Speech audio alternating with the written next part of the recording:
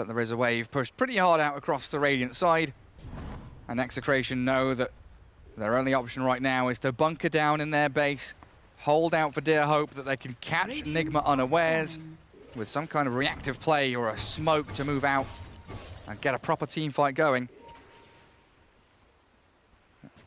Maybe that's the turning point. You know, just gotta stay positive, find something good that could potentially happen. Morphling building into Aghanim Scepter, turning into Dark Willow. Oh yeah. We've seen so many times Morphling winning off by getting the Aghanim Scepter, let's say having Earthshaker in the team. Now with the Dark Willow. Look at LTW, man. He doesn't care, like they cannot kill him. Not a solitary damn given by this man. And RR clipped by that tornado, cold snap and that Earth Splitter. While Anti-Mage moving forward, but a blink away. Nico and Yoe retreating from Nigma's grasps. I mean, Aegis, what, a minute and a half left, so they can go high ground here. Get back onto the tier 3. Not much you can do to RTW. A Yule's, a Cursed Crown. If you'll irritate him, you'll be a nuisance. But there is no stopping this man. There's counter spell spamming at this point. Back. He's just sitting there. He's got 36 armor with the Solar Crest. How much is that? It's 64% physical resistance. That's quite a lot, Lacoste. And he's jumping forward to BDZ. He might be able to get the solo kill. In comes Mind Control, secures it for him, forces the buyback. The Sonic Wave there does claim the Aegis. Ravage, will he pop it? He will. They want to focus the AM. Nice terrorize after the Ravage, the chain stuns. Do they have them? The Curse Crown's coming, but he managed to get out of it. Blinks away, and now Nigma can turn and face Execration. Burst through every hero they've got. Morphling gone for a minute. Tide's done. No buybacks and no spells to be cast, even if they had them. This is it. Nigma will take them out 2-0 as GG is called. They call it. That was the first Ravage of the game, right, Gary? Pretty much. I believe so, yeah. They try to go for a play. You know, the execution was not bad. The Ravage into Terrorize, into Stun. In the end, he dispels it. A bit too many items, too tanky. In the end, Team Nigma came very well prepared for this series. Well deserved as well. Nice to see them all cheerful and enjoying their victory there. Execration. It's been a great showing from them, no doubt about it. You know, up against some of these monumental teams. You know, Vici Gaming up against Team Secret, against Nigma, really showing that they can play up against them at this highest of levels. Yeah, this team kind of really grew on me throughout the second season. Just a bunch of fine lads individually, very skilled. Team as a whole feels really good.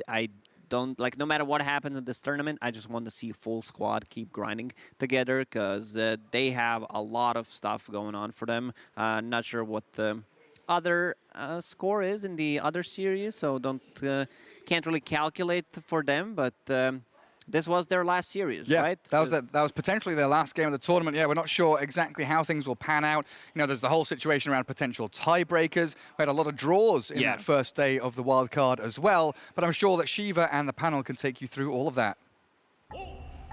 We can, for sure. Tiebreakers and all that jazz, we're gonna have to wait a little bit longer for that in terms of figuring out what's what, because there's still a lot of possibilities here, which is all good, because that means everything's getting hot and spicy indeed. For Execration, a little sad news, because I don't think they're gonna have a chance, right? They're officially out? Yeah. We think so anyway. Yeah. It's just like so unlikely for them to make it through. Yeah, it's so unlikely, especially since the projected teams to end up with positive scores, like some of them are matched up against each other as well. So like if they draw against each other, still they're already at a positive score. So there would have to be like literally the perfect situation if it's possible at all. So yeah. And let's break this game down. We got the Morphling mid, we got the Queen of Pain safe lane. Effie, did not work out. No, it didn't. Why did they swap it? Why? I mean, Effie, you said, okay, that they have this really great Morphling player in Palos. Yeah. Right? Why? I think that what they were going for with that was that they just wanted to lane the Morphling against Invoker. And just, the Queen of Pain was correct. The problem is in their draft. But unfortunately, I don't think it was fixable. Their draft was really weird. Like just like what we talked about. Yeah. I really appreciate the creativity that comes out of Execration for sure. They do come out these unusual picks and these weird safe laners, like the Leshrac yesterday threw us off guard. But I think Kuroki just kind of taught them a lesson there, in my opinion. The draft just...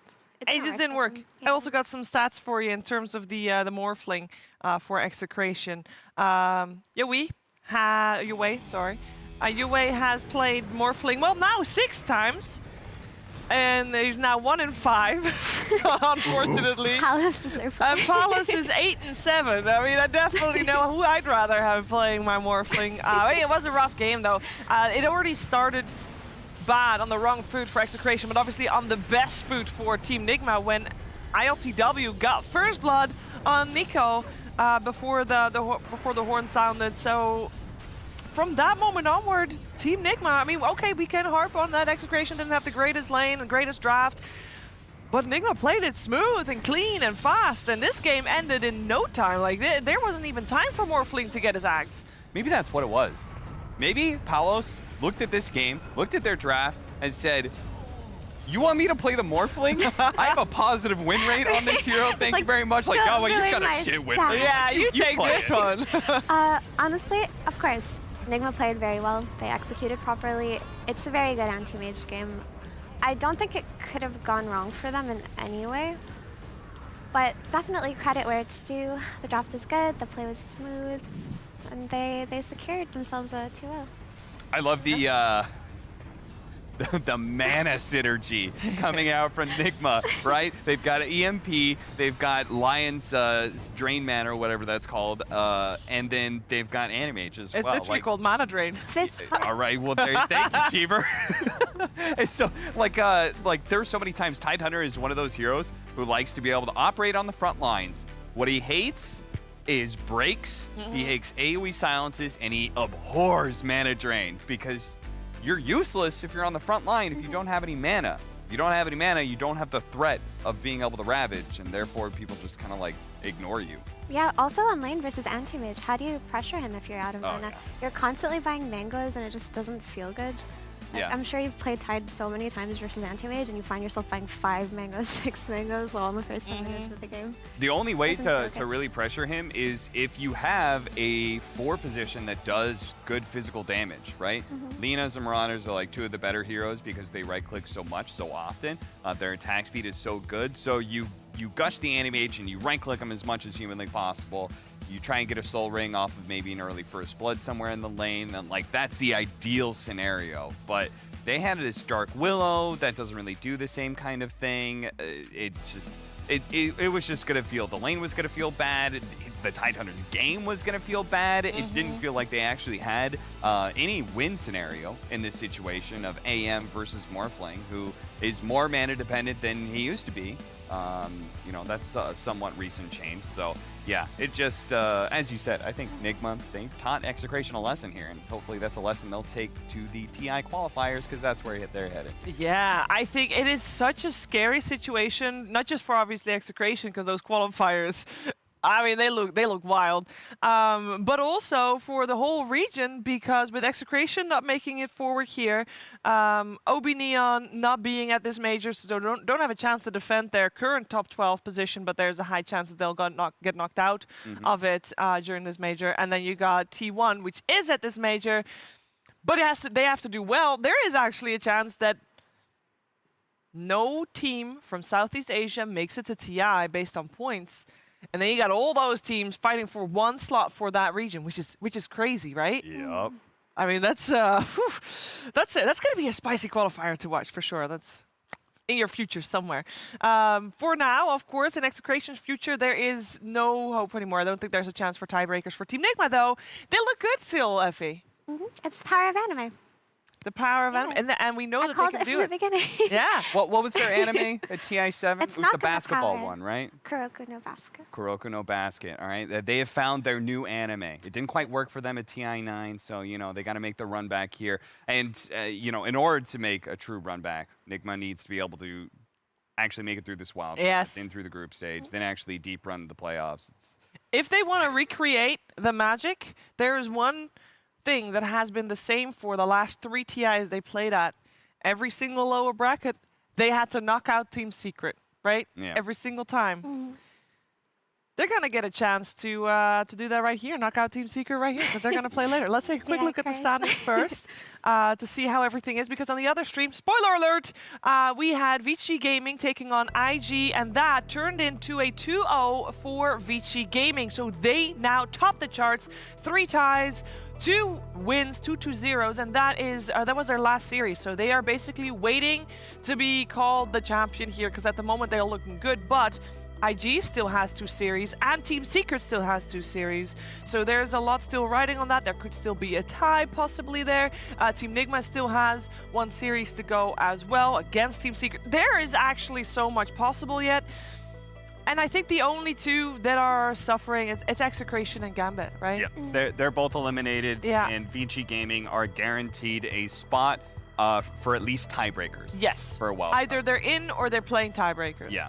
And that would require either IG and Secret to go undefeated in their next 2 series, right? They would have to be able to go 4-3. Nigma simultaneously would also need to be able to. So I guess the only way that works, because Nigma and Secret match up against each other, right? The only way this works is if IG go undefeated 4-3 and Nigma beats Secret 2-0. Yes. That's the only way this happens. So IG still has 2 series. 1 is against Gambit and 1 is against Team Secret. So I mean, we can't say anything about what's happening yet, which 2 teams are going to make it forward. Super exciting stuff. We are going to get ready for our next series very soon. As said, that is Team Nigma versus Team Secret. I don't think you guys are on the panel with that, are you? No. I then want to hear your quick thoughts on this, because this is a super spicy series. Do we have a favorite? I know you've been liking Nigma from the start, but you also said you were kind of a little disappointed with the way they've been playing so far. They haven't been crushing it, but are they going to take this one? Is it a 2-0? Are you going to sit on the fence on a draw, or is Secret going to take it? I think it'll draw, but I believe in them. I believe in them. Okay. Yeah, why not?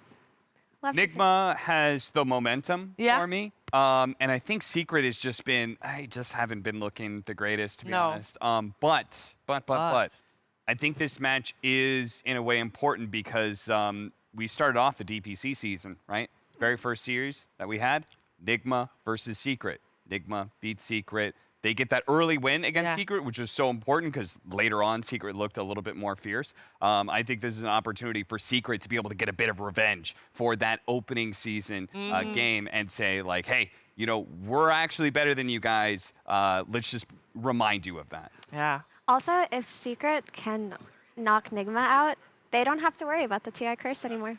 They don't. Team Nigma still has a chance in the qualifiers, but those qualifiers are going to be stacked too. So, yeah, absolutely. It's a good opportunity for them to just break the curse here and now. Yeah, that's true. If there was ever a time outside of TI, this is it right now. We're going to find out what's going to happen in our next series. Team Nigma versus Team Secret. Kuro versus Puppy. Find out what happens after the break.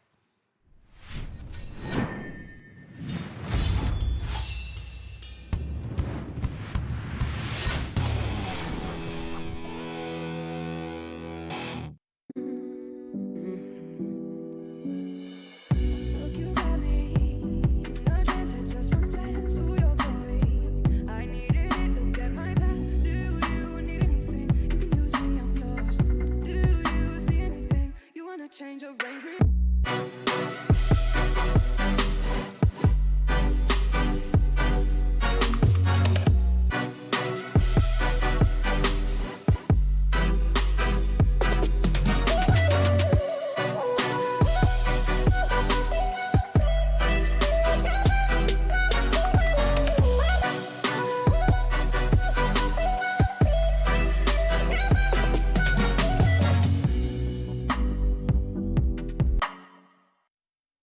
Every event is a part of esports history, full of memorable moments every fan wants to be a part of.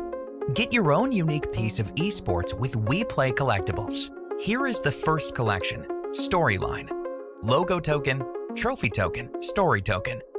Be sure to check all the details on our website and stay tuned for cool NFTs from Weplay Esports.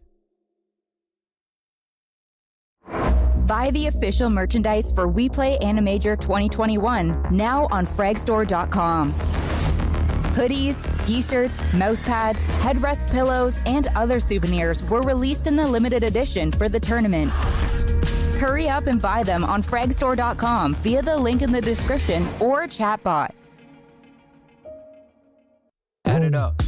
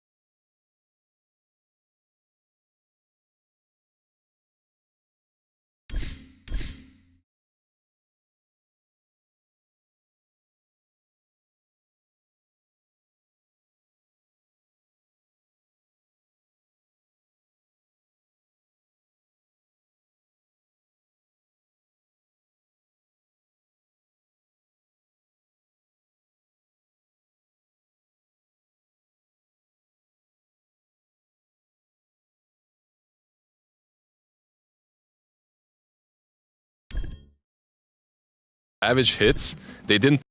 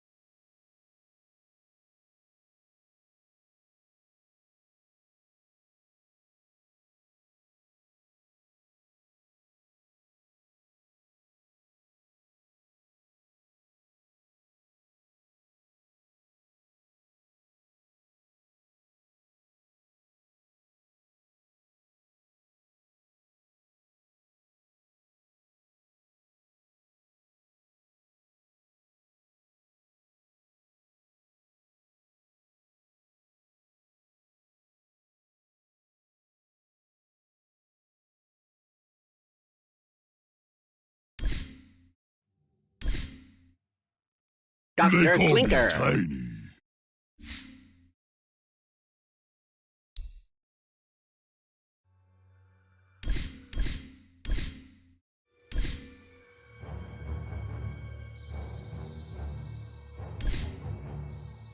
I am Tiny.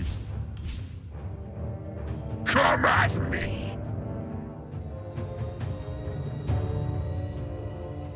Meet my mitts.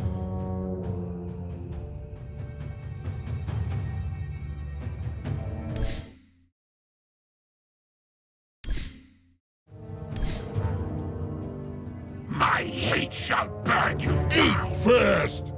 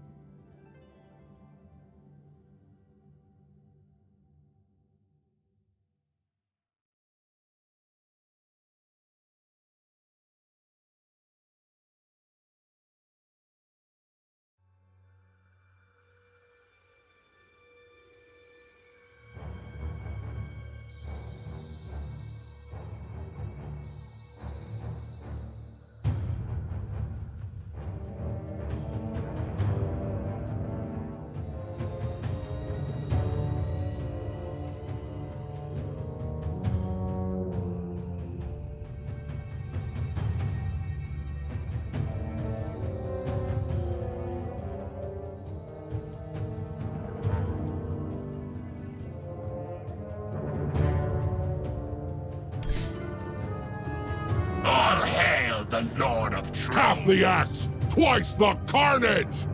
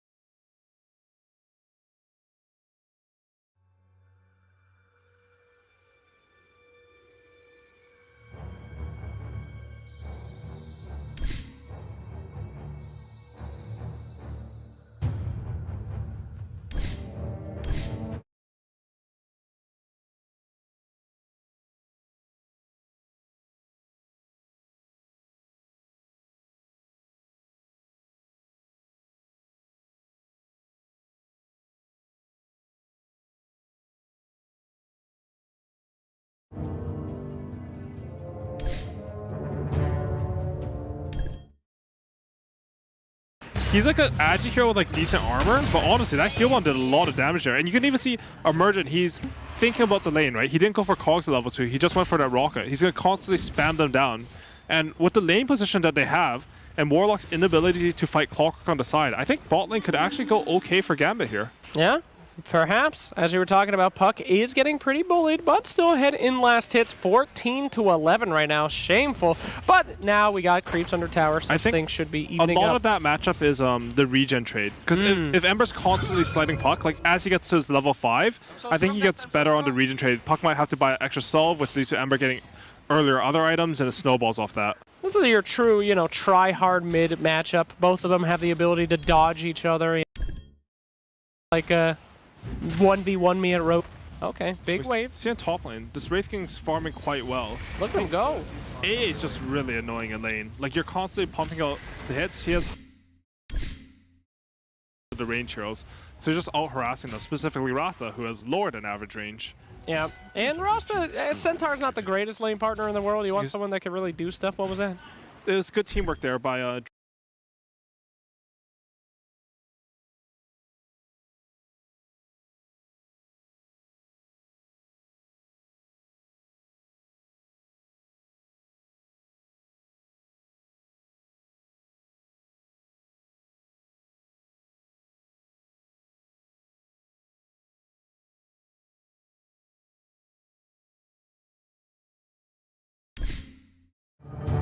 I live to fight. Nature provides everything Axe needs.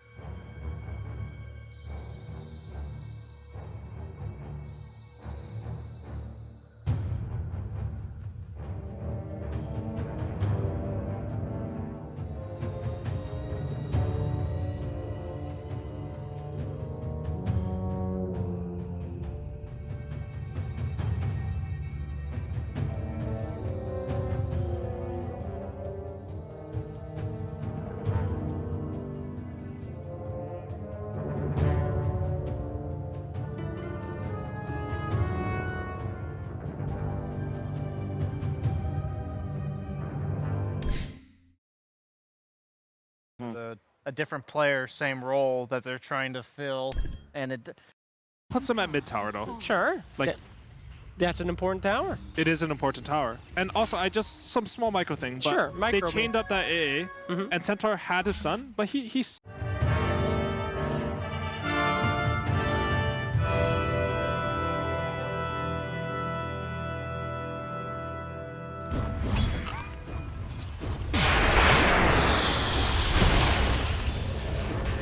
Dire's top tower is about to be Radiant's top rubble. Remove all the fatal bonds. And early on in the game, Warlock...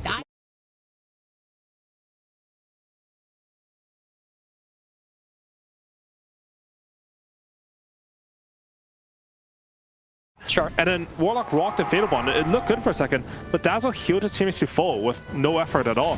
Yes, effortless to counter. Yeah. The other problem is that they used a Warlock Golem there, and they were sort of getting close to the center of blink timing.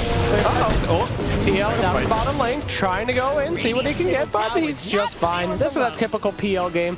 Reminds me of the Tinker patch long ago where he just farm Ancients. You don't really get to know if a PL player is good until like 40 minutes, which is very unfortunate in your games. You're just kind of hoping that he doesn't screw it all up. We'll see here. PL is just farming away. I feel like that does, like, if you can make early game moves. Oh, there we go. Clockwork initiation on to that Warlock. But he has a lot of teammates this time, and they are just going in on him. Absolutely destroyed that poor old man. But here comes Taka. Nice grab. Dazzle with the Shallow Grave in the back, and they're seeing if they can get more out of it. Still not knocking out that Clockwork.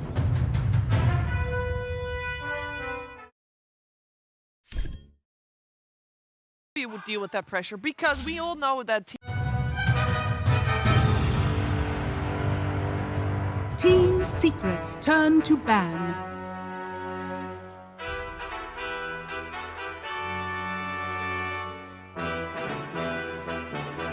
Quite some time. So who's left to blame? It's the new kid on the block. Exactly. And it's definitely not like his doing that they win the series either. Yeah. So you're like the lineman in NFL. Yeah. Nobody notices the input that you're given. If it's a win, it's the quarterback. If it's a loss, it's the quarterback. It's what you're saying too, right? You feel like any player that takes that slot that ILTW has at the moment, you have to kind of turn in your identity a little bit.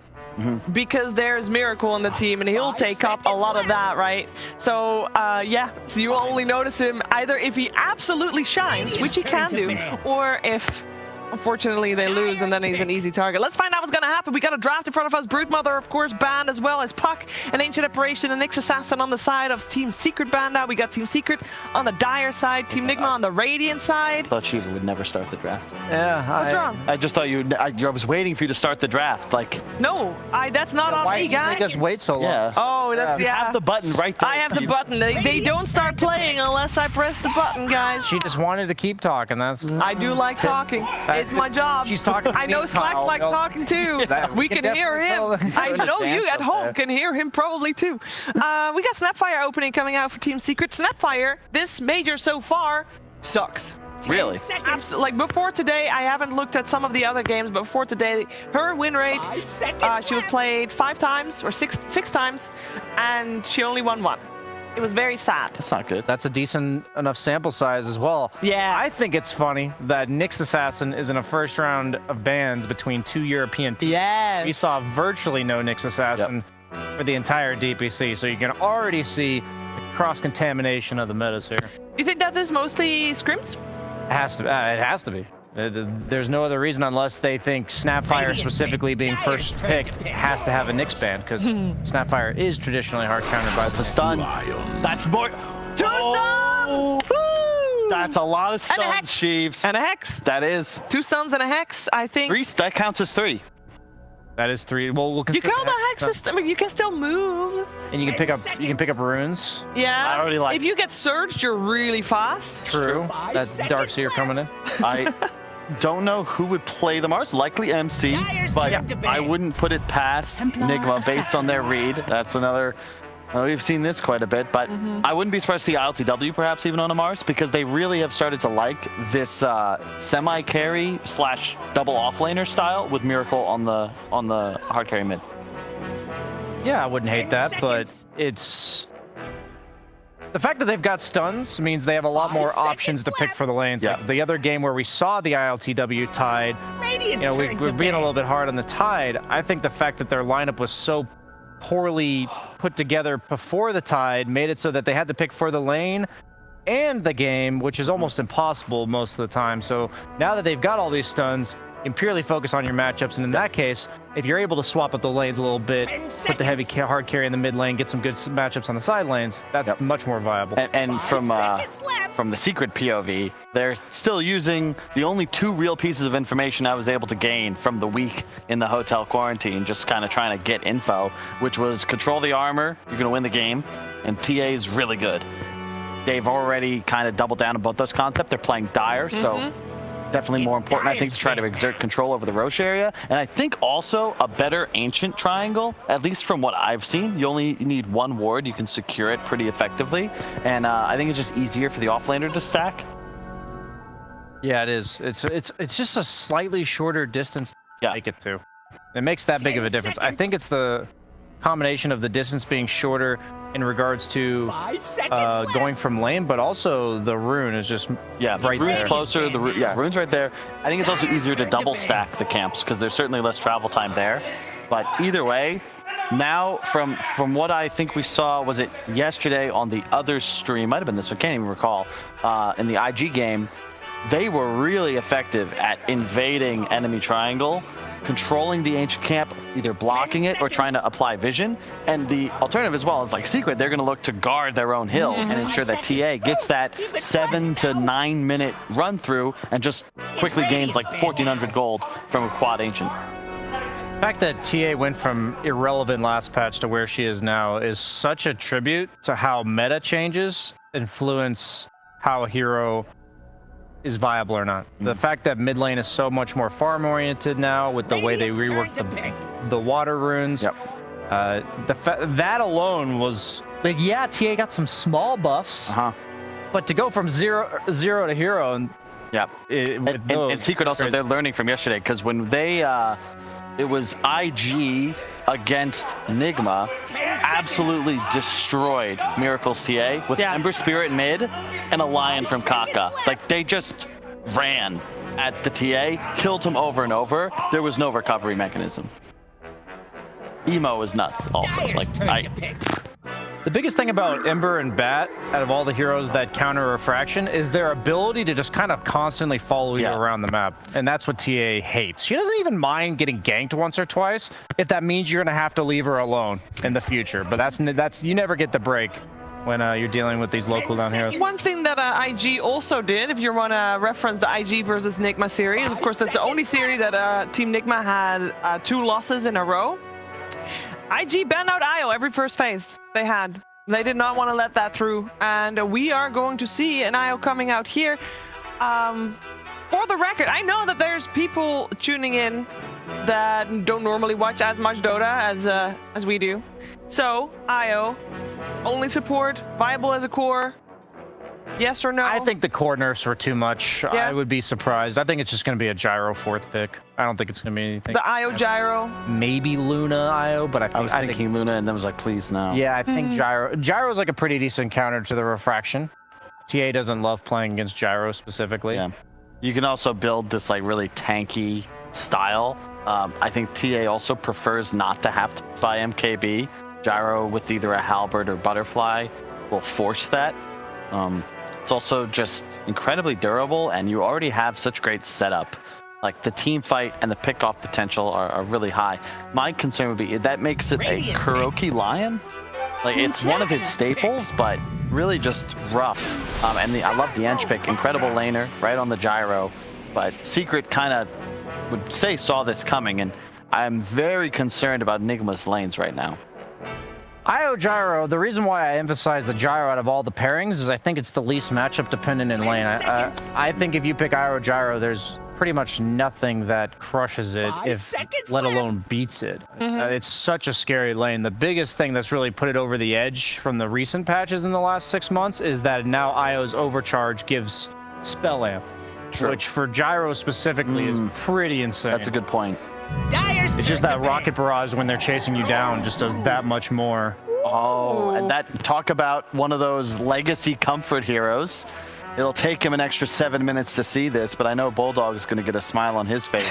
This is one of the better heroes against Wisp, applies a ton of tower pressure, but more importantly, it accelerates Secret's 5-man, because that's really the thing that deals with a Wisp lineup. So now I have this super durable tower hitter that also gets to buy like cheaper items. You know, it's not a traditional hard carry. You're gonna get a power spike every 3 to 4 minutes when you pick up your next item. Everything Lone Druid likes is like 3,000 gold or so. So big fan. And also, I would say one of Matu's top 3 heroes. Oh yeah, absolutely. You can't spear the bear either, which is kind of annoying. It takes the damage, but it never gets sent back from the tree. So usually Mars has that defensive aspect in the lane where if he ever does get chased down, he just says, "Get away from me." But that doesn't work against the Lone Druid.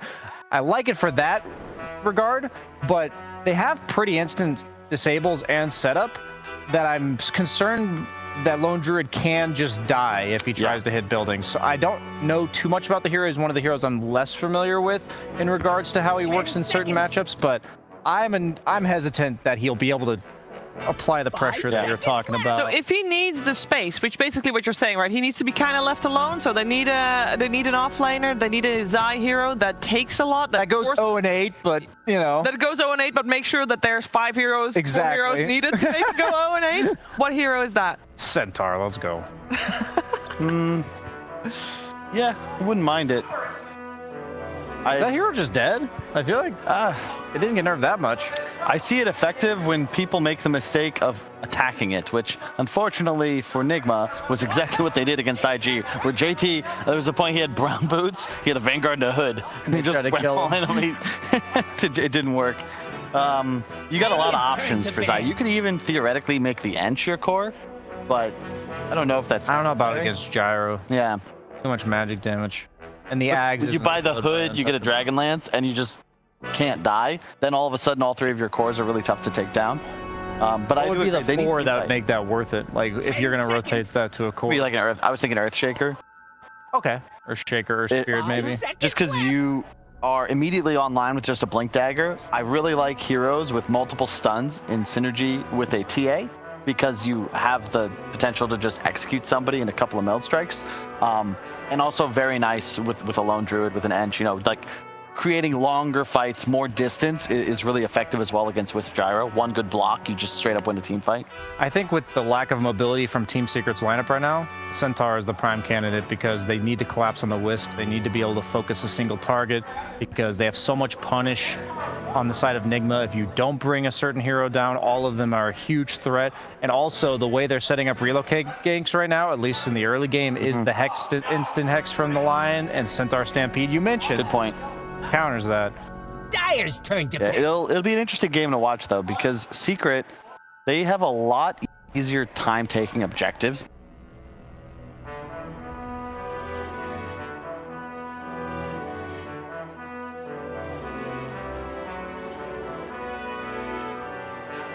Ten seconds. 5 seconds. Leave this Lion. Radiant. Hero's laning phase kind of has to go well. Ooh. Swap it up. They go for the Axe. I'm surprised by Axe against Gyro. I really like Gyro with a save against Axe. If I'm playing Gyro with no save, where I just get Blade Mail called and die, it's a little bit different. But you have so much magic damage that even if you get called, 10 seconds. you're still, or even if you do call on Axe, you still die to it. Yeah. Which is the 5 seconds. He's also really good at punishing you from cutting. And that's what Axe wants to do for the first 8-9 minutes. So we'll see. We will see. What do we want to see for... Oh, we're going to get an answer straight away. It's going to be a Razor for Mind Control. Happy with that? Could be a mid-Razor. It's a mid-Razor. Yeah, mid-Razor. Mid-Razor? Oh, sorry. Yeah, Mind Control's playing Mars, of course. Miracle. They could have swapped that up. So yeah, but they probably wouldn't. That was my bad. I think the Bear, theoretically, too. Mid-game fights. So, in my heart of hearts, I never like seeing a Razor, but we watched the last major and EG just kind of picked it when appropriate and got all the way to the finals. Arguably should have rode it all the way to a 3-0 win in the finals, but in this spot, it's good to have a link against the Bear. A big link to start the fight will really help you out. The matchup against TA is Razor favored, but I don't think it's as bad as it used to be with all the water runes. It's not. A lot of TAs just rush boots. Yeah. You'll get like 2 branches and tangos and then just rush boots to make sure that Link gets minimal duration. I think TA is just a better hero than Razor right now, which is sometimes a simple enough explanation to why it's still going to do okay. But I honestly like Nigma's draft a lot more. It may be due to ignorance about the power spikes of Lone Druid. Yeah. But I think they have enough tools to remove him from the picture, and the pace of the game required to slow down the pace of Nisha on the farming pace. Like, they're going to run at him. We talked about it coming from the mid laner. The Gyro's going to participate in this as early as like 6-7 minutes. But I'm going to need to see Kuroki step up. Like, not as a captain, not as a drafter, but as just an individual player. Make it plays. He has to get things done. It's a tough game. He's going to have a rough laning phase, but he represents so much pickoff potential. It's him who's going to really the Wisp Gyro. He needs to help mid and get a couple kills in the TA. So, you know, he wants to be at his 10th TI. I think it's got to start with some plays right now. All right, well, let's see how this series will kick itself off and who takes the first game. We're going to find out together with our commentary team of Fogged and OD Pixel. Why, thank you, Sheev. Yes, we have Team Secret versus Team Nigma, and I am here joined by the beautiful OD Pixel Pillow. Owen, you there? Can I hear you? Can you hear me? Oh, there he is.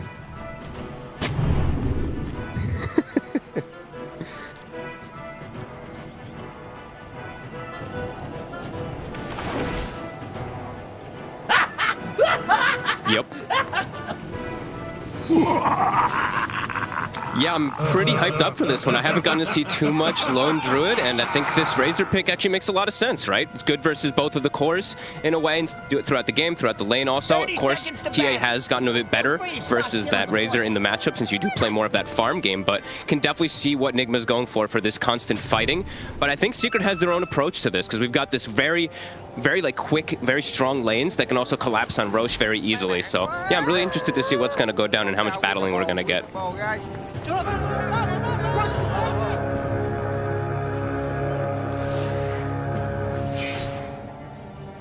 Let the battle begin! Whew. Okay. Are your cards right in this giggle land on easy street? They got them all. They sure did. They set themselves up really nice. It was such a quick opener the way they actually just ran up into the high ground, so just asserting their dominance right away. Like it. And this, so the thing about this, I've seen them a couple times now playing with this IO. We got to watch a lot during the DPC. Of course, it started getting banned a lot, but GH is very active with his movements. Like I'm pretty sure even though he is playing this like babysitter for this gyrocopter, we could see him make rotations onto mid lane to help out Miracle. Since he is versus that TA, could definitely see a little bit of a collapse coming out.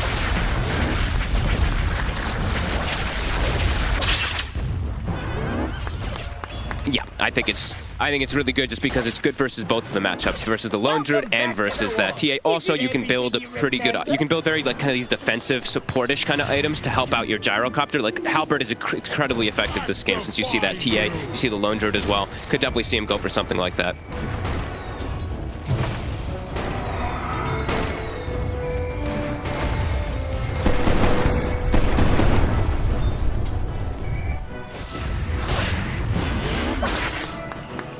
I actually think they're both kind of just going to be able to farm, because IO's going to give that extra sustain, so sometimes Battle Hunger and the Snapfire like pressure can be annoying, but I think IO counteracts that, and I think on the other side, he's got Enchantress. So for the most part, Puppey should be able to secure that lane, and Puppey's actually going to start bullying Kuro a little bit, as you know, we do see that pull behind the tower right away, so it's starting to trade some right clicks. So Kuro's actually going to have to drag it into the tower.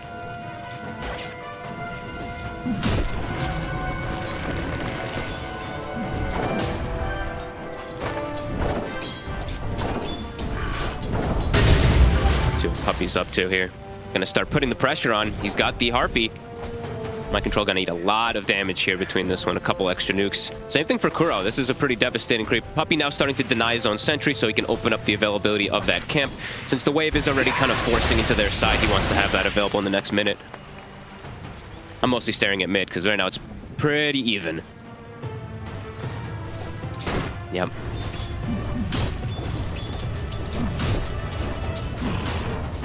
In the past, it used to be a pretty Razor-favored matchup, but now, exactly like BSJ was saying, you just rush boots immediately. Like, right away on these TAs, he starts with the quelling, so he gets a little bit extra damage to start, and then he gets boots, so he won't only get drained a little bit here. Actually, continues to drain. So 45 drain, but he's still got a decent amount of damage to work with. He's got something. Yeah.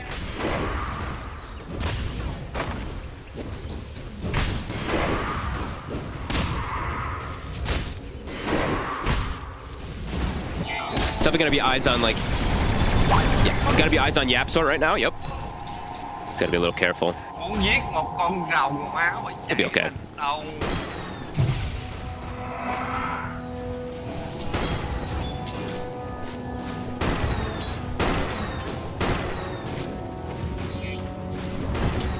He's going to get a side pull off, a big one, too. It's a stacked camp. So GH is trying to stop it, and he's going to eat quite a bit of pressure himself here.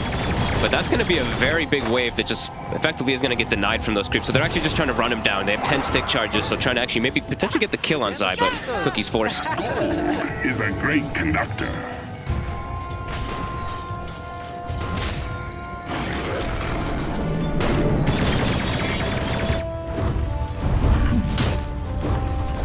Yep. Blessings. Yaps are starting to get the stacks going for the TA.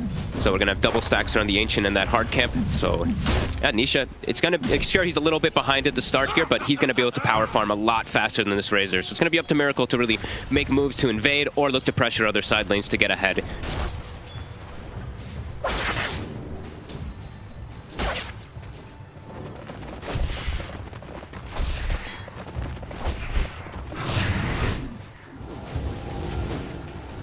Is obviously bottom, GH and RTW playing, very much holding each other's hands here.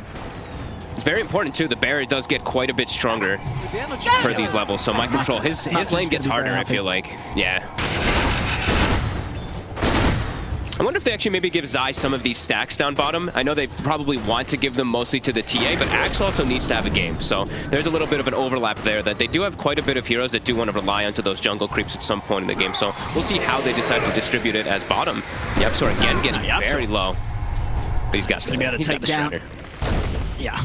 Well, the missile not going to pose too much of a threat, and they know that. Of course, only playing with the 1 point in the missile in this laning stage, not putting anything more into that.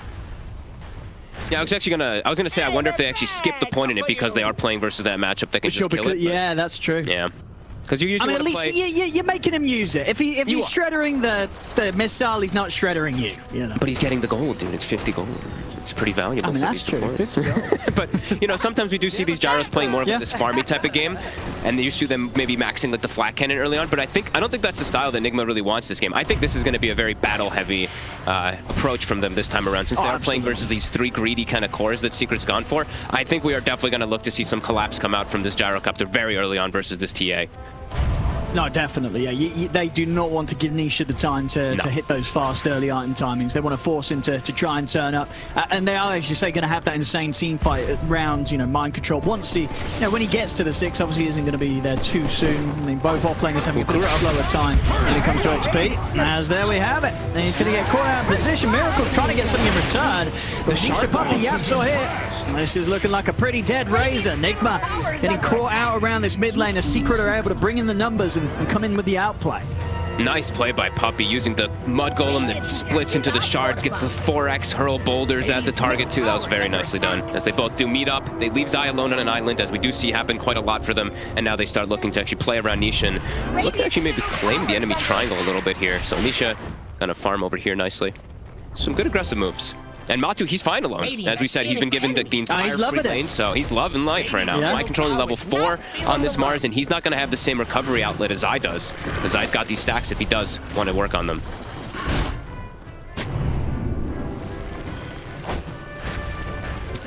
Extra stack up here on the Ancients. But yeah, absolutely for Nigma, it's going to be all down to how hard they can bring the team fight once it's ready to go. As Secret, on the other hand, their heroes needing a few more items or so to really have that mid-game hit out of the laning stage that Nigma can have with their ability to learn. Kuro wants to get around the mid. This time he's got the backup. Miracle's in. Kuro's actually able to get the salve off as they turn. Nice moves here from Kuro as he lives only just. But he will manage to get out, and Nigma this time, they'll be the side to claim the kill. Pretty cool actual thing that they're doing here as Secret, though. Like, they're using the traps aggressively into the triangle so that when Kuro walks over there to maybe get D-wards and there's an extra support, it's actually like 2 heroes are there because traps are just so powerful early on in the game. Just even that damage that they do come out with. Yeah, Nisha indeed able to apply good pressure while still managing to maximize his farm here. Of course, no surprise, he's still top CS right now as the T8, as he's able to keep his efficiency very high. What do we got here for the runes? Looks like it's gonna spawn top. Nisha gets a bit unlucky. Miracle, he's gonna be very happy because he does have that bottle, so he fills it back up. And now Puppy, he might be in some trouble. He's looking pretty dead here. Kuro's found him. Miracle's gonna come in for glory. He might try for a neutral deny. It's not gonna work. Miracle's got the nuke damage to take him down.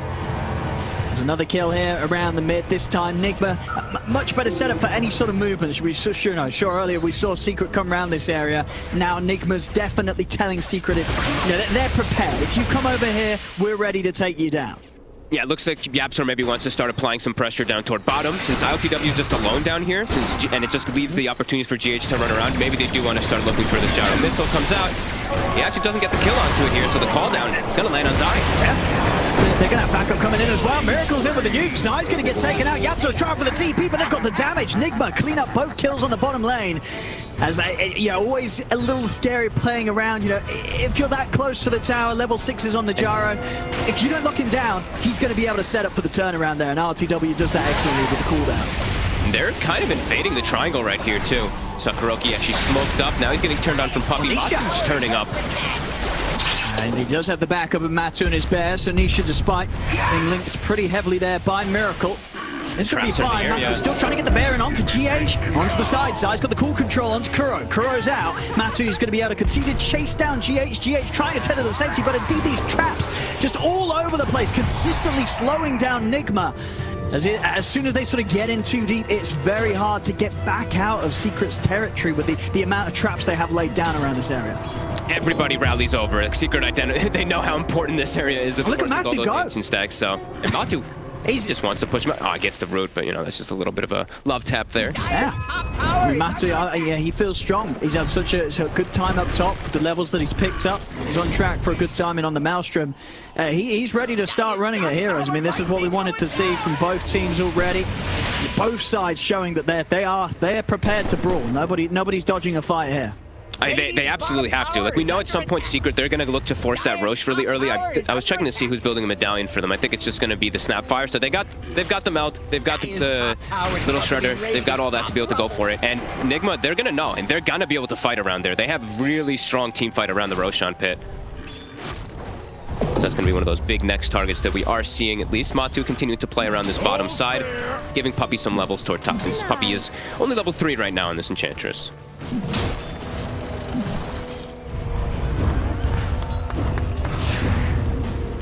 Mid. He's got the Lance already finished on Nisha, so this incredible long distance now that he can play versus the Razor is going to be really nice. I wonder if he actually goes for like the full Hurricane Pike potentially in this game, since he is playing versus the Razor. It actually has even better value than usual. We'll see if he does go that route, because usually you just go for your explosive damage anyway, and he is playing versus like IO Lion, so very squishy heroes that potentially he just wants to get the Deso and one-shot them, so... Yes, I think it's nice as sort of concept Hurricane Pike is. It's a lot of money for a 4-star on a carry hero rather early. So I think there's definitely a chance we might see it later, but I'd be surprised if Nisha gets it early. Yeah, I agree. And there's ways that they can break the link, right? They have Savage Roar. This is actually one of the important things I didn't really get to touch on, but Savage Roar in this game, really effective versus the link, but also really effective versus Tether. Those Tether targets, you can break the Tether in some situations, and that can be a really big, powerful outlet that Secret could utilize. We do see Nigma rotating toward bottom to defend this tower. Yeah, and do you like this? You feel that Nigma, they should be in a position where they don't want to let this tower go down early to Secret? Absolutely. They should look to fight every... You have a gyro. You have a gyro with the IO who's got Maelstrom already. Like, you're so buffed up from this magic amp that you get from the overcharge with Maelstrom too. Oh, there we go, top. And top, the reload. I mean, they're going to go straight for Puppey there. I mean, RTW, I don't know if they were needed, but, you know, they smelt blood, and they wanted to be involved. So straight up to the top, and they do indeed. They get an objective off the back of it. So not just a support kill, this tier 1 tower will be falling. And, of course, with the relocate being able to take them back, they're still in position to hold bottom. In fact, they're starting to poke onto Zai. Kisses coming out from the side, missile in onto Zai. Zai incredibly low. Miracle's ready to come in from the side. Matu gets the ult off, but the Link's there, forcing them back with a fear, but mind control.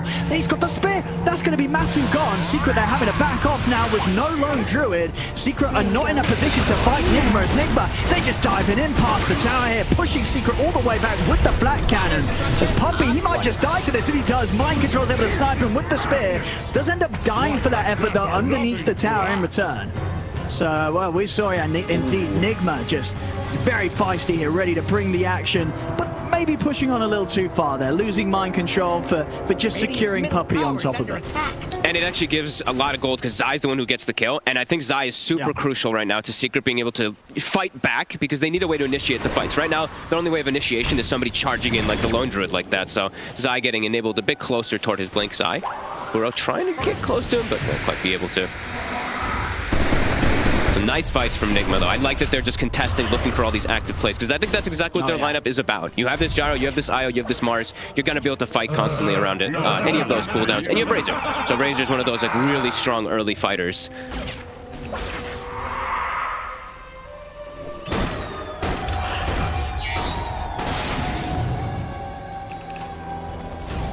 Let's see in terms of Matu's progression. What's he got coming out here? Just some extra boost. So yeah, but I mean, after the Maelstrom, what do you sort of expect from Matu on the lone druid nowadays? You're still just going full in on the right click? Yeah, I think the quite the build is like the usual one. Yep, you go for like this Mask of Madness, so your bear just destroys these towers. You get the super fast speed, and Tuso catches anyone top. Puppey again. Well, there we go. I mean, yeah, GH and RTW, they want to make sure they're there every time that Puppey goes down. Mind control sets up again. And just making sure that RTW barely misses out on any action. 3-0-3, keeping this Gyro very high in terms of kill involvement.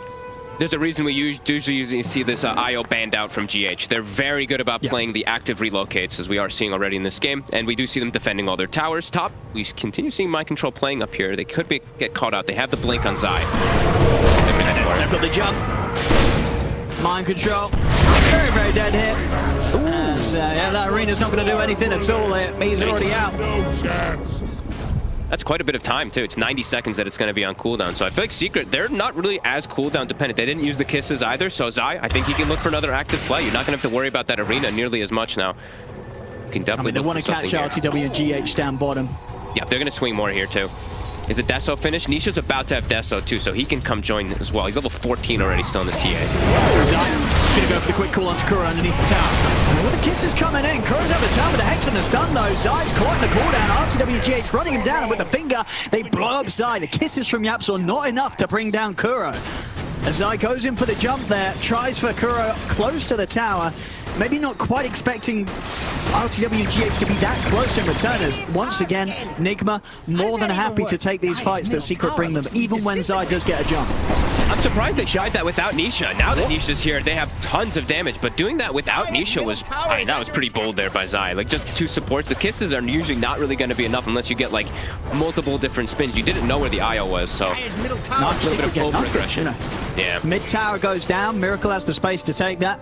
And definitely a bit of a slip up there from Secret, as Nigma just staying a step ahead so far. Super ready for all these bottom pressure plays too. Kuro gets spotted by a trap that he's finally found behind the tower, but he's got a ward in the lane now too, so to be able to watch any of these aggressive moves that come down here, because they know Secret wants to get towers. You know, they have Lone Druid. It's 16 minutes. They haven't been able to really tap they want any this of them. tier 1. They've actually lost 2 towers themselves when they have what you would look at as better of a pushing lineup.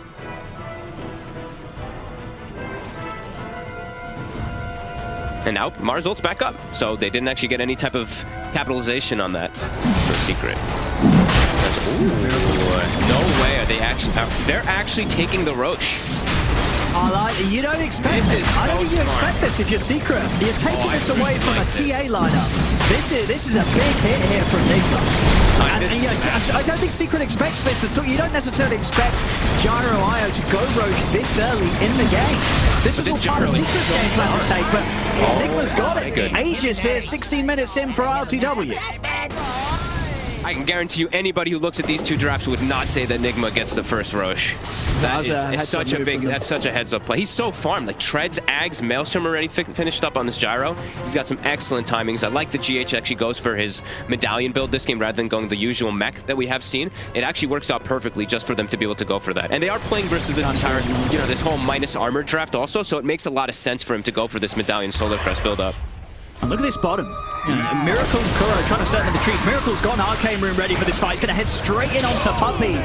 I mean, Secret, you know, they're sort of showing some of themselves down here.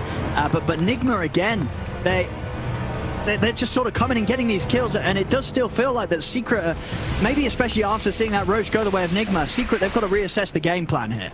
Absolutely. I think they need to just start bringing Nisha into the fray. I think he needs to maybe even get Blink Dagger first, and then they just need to start making plays with his TA to get them back in the game, because it's starting to look pretty rough. Like, Nigma's just started to make all these heads-up moves, and it's easy for them. As Zai makes the move bottom, Nisha's in the area. See? They're going to have backup coming in. They're bringing in with the relocate. Zai's going to get burst before any action even comes into play. Nisha doesn't have a blink yet. He can't get on top of him at the same time as the axe call, so they don't have the follow-up at the instant moment. Mind Control trying to get in there for the catch onto Puppey. So with the 4-star down, Puppey is able to make it out.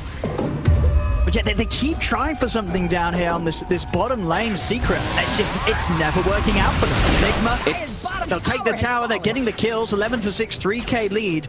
Nigma playing this just sort of lineup that they've entered the game in with perfectly, and it's definitely causing issues for what Secret wanted to do this game. It's crippling Zai's game quite hard, honestly. He got a decent Blink Dagger timing, but without a good follow-up like Nisha with a Blink, he can't actually go for these skills. Now Nisha has Blink, and now they can actually do these type of call plays where they'll have some type of follow-up, but Nigma has been very prepared, and now they're starting to get pretty damn tanky. There's already a Talisman of Evasion on ILTW. There's already, what, like an S and Y and potentially a Plate Mill finished up on Miracle too. So two of these cores are going to be very tough for them to bring down. It's really going to only be Mind Control if they find him, if they are able to just instant burst him with those Blink follow-ups. It's a big concerning here for sure for Secret. And you sort of look at the net worth difference in some of the cores, and sure, you say, you know, he's only 1k behind that of Mind Control, but you know, Mind Control, he's 2 levels ahead. He's level 12, and he's a Mars, right? I feel like even if they're at like the same level, Mars is just able to offer so much more in comparison to an Axe, say, you know, that's a similar level of under-farmed. Oh, absolutely, because their actual combo plays are what? It's like the Lone Druid's going to be able to beat on an Axe Call or something like that, but it's mostly going to be the TA and Snapfire. When you look at the lineup of Nigma, they have phenomenal follow-up with that Mars ultimate. They not only have the call down, they have everything that comes from the Razor, they have this Lion as well, so yeah, it's looking really good for them right now. And they even now have a Blink Dagger on the Lion too. Kuroki has somehow found all this farm. So he is huge. They have double forms of initiation. This is looking pretty tough right now.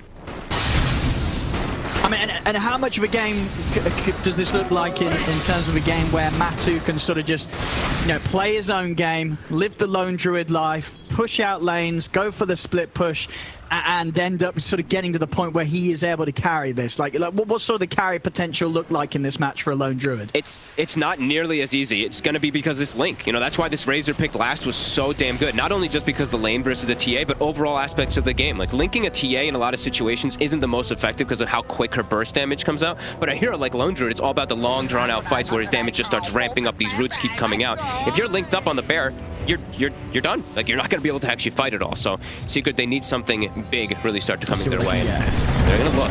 Minute till 8 is going to be playing. Anisha, he's sort of trapped up to the side here. Might not be in the arena, but he's been caught. He can't get out. He's sort of stuck in the corner. That's Nisha out. Let's see if Secret can do anything in return. And Matu's trying to send the parent. Because RTW, he still has that Aegis. Miracle's been able to get round, wrap round onto Yapzor. Stop for Kuro, lined up onto the two of them. Catches Puppey, catches Matumba, man. They will lose Mike John. Matu's able to push them back in time with the fear. And the bear, this is going to suffer here as RTW Miracle run down the bear. 300 gold there going the way of RTW. Matu and Side just having to head into the trees, having to back off. As, Miracle nearly catching the dash with the field. Kuro, he's looking in for the side. Trying. Zai was TPing out, but he actually cancelled his TP. Maybe seeing an opportunity to fight back here. Get that battle hunger up onto Kuro. He has got TP backup, so indeed Zai holding his ground. It's going to pay off. He's able to blink in, take out Kuroki. The decision here to keep the fight going, it's working out for Secret. They've taken out RTW the once. Zai's able to come in with a call. GH, can he offer anything to keep him alive? He cannot. ILTW will fall. Secret, they'll hold their ground here, and they'll finally be able to kick back at Nigma.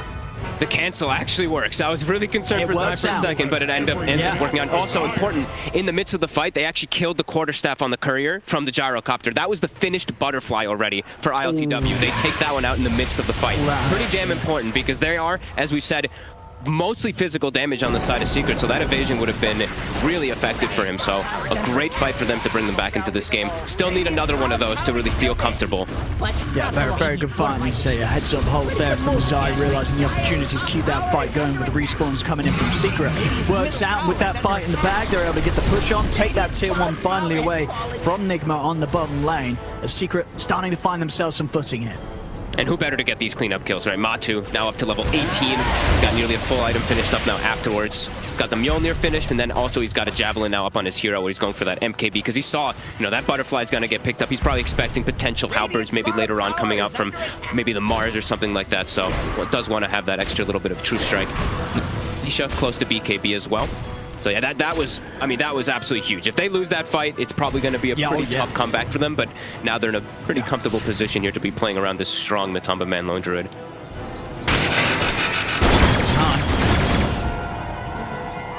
Eyeing this up, but into the gyro in the eye of that close to the tower. Not quite confident he'd have the follow-up. Yapso and Matu already starting to back off.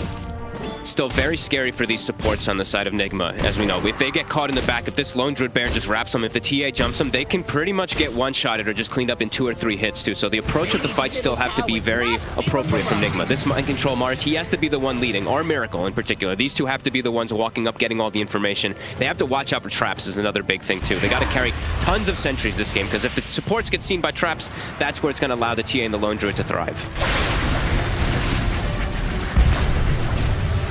You're in the mid, Miracle. Aggressive over to the side. Nisha steps in, he instantly gets Hex. Kuro catches him, Nisha's not ready. An instant catch there from Kuro leaves no chance for Nisha to get off his newly purchased BKB. That's Nisha out for 70 seconds. Nigma's ready to run down for more. They're chasing Puppy up to the high ground. Miracle takes down the Enchantress. Yapso's gone as well. I guess just being not prepared there for Kuro to make that jump on him. Nisha tries to get the fight started on the front. Kuro instantly sees and finds his target. Dude, Kuro's having a hell of a game. This early pickup on the Blink Dagger that he got from earlier, also, maybe even the Keen Optic catching off Nisha a little bit because that cast range. The Spear misses, but doesn't matter. Now, up to high ground, Rax is easily going to get cleaned up here. Absolutely, yeah. Straight up to the bigger objectives. This mid-Rax, it is gone off the back of that quick move from Nigma.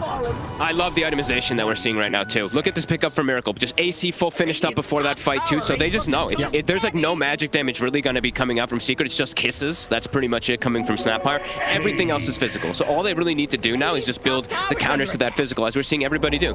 Ghost Scepter on GH. I believe Lion. Kuroki also has his Ghost Scepter queued up. Soon to be finished. Walking back in. And Miracle's just running. I don't mind going for a little bit of a walk outside the base of Secret. There's nothing that bothers me. A few tickles here from Nisha as Miracle is ready to hang around. Okay, that's a bit more than a tickle there. The bear comes in with a claws, actually rips Miracle apart. Matu, he is going to die in return. Mind Control's able to clean up another hit. Zai goes down, but they've lost the claws here. The two of them here on Nigma. Secret, they're going to try and chase for more.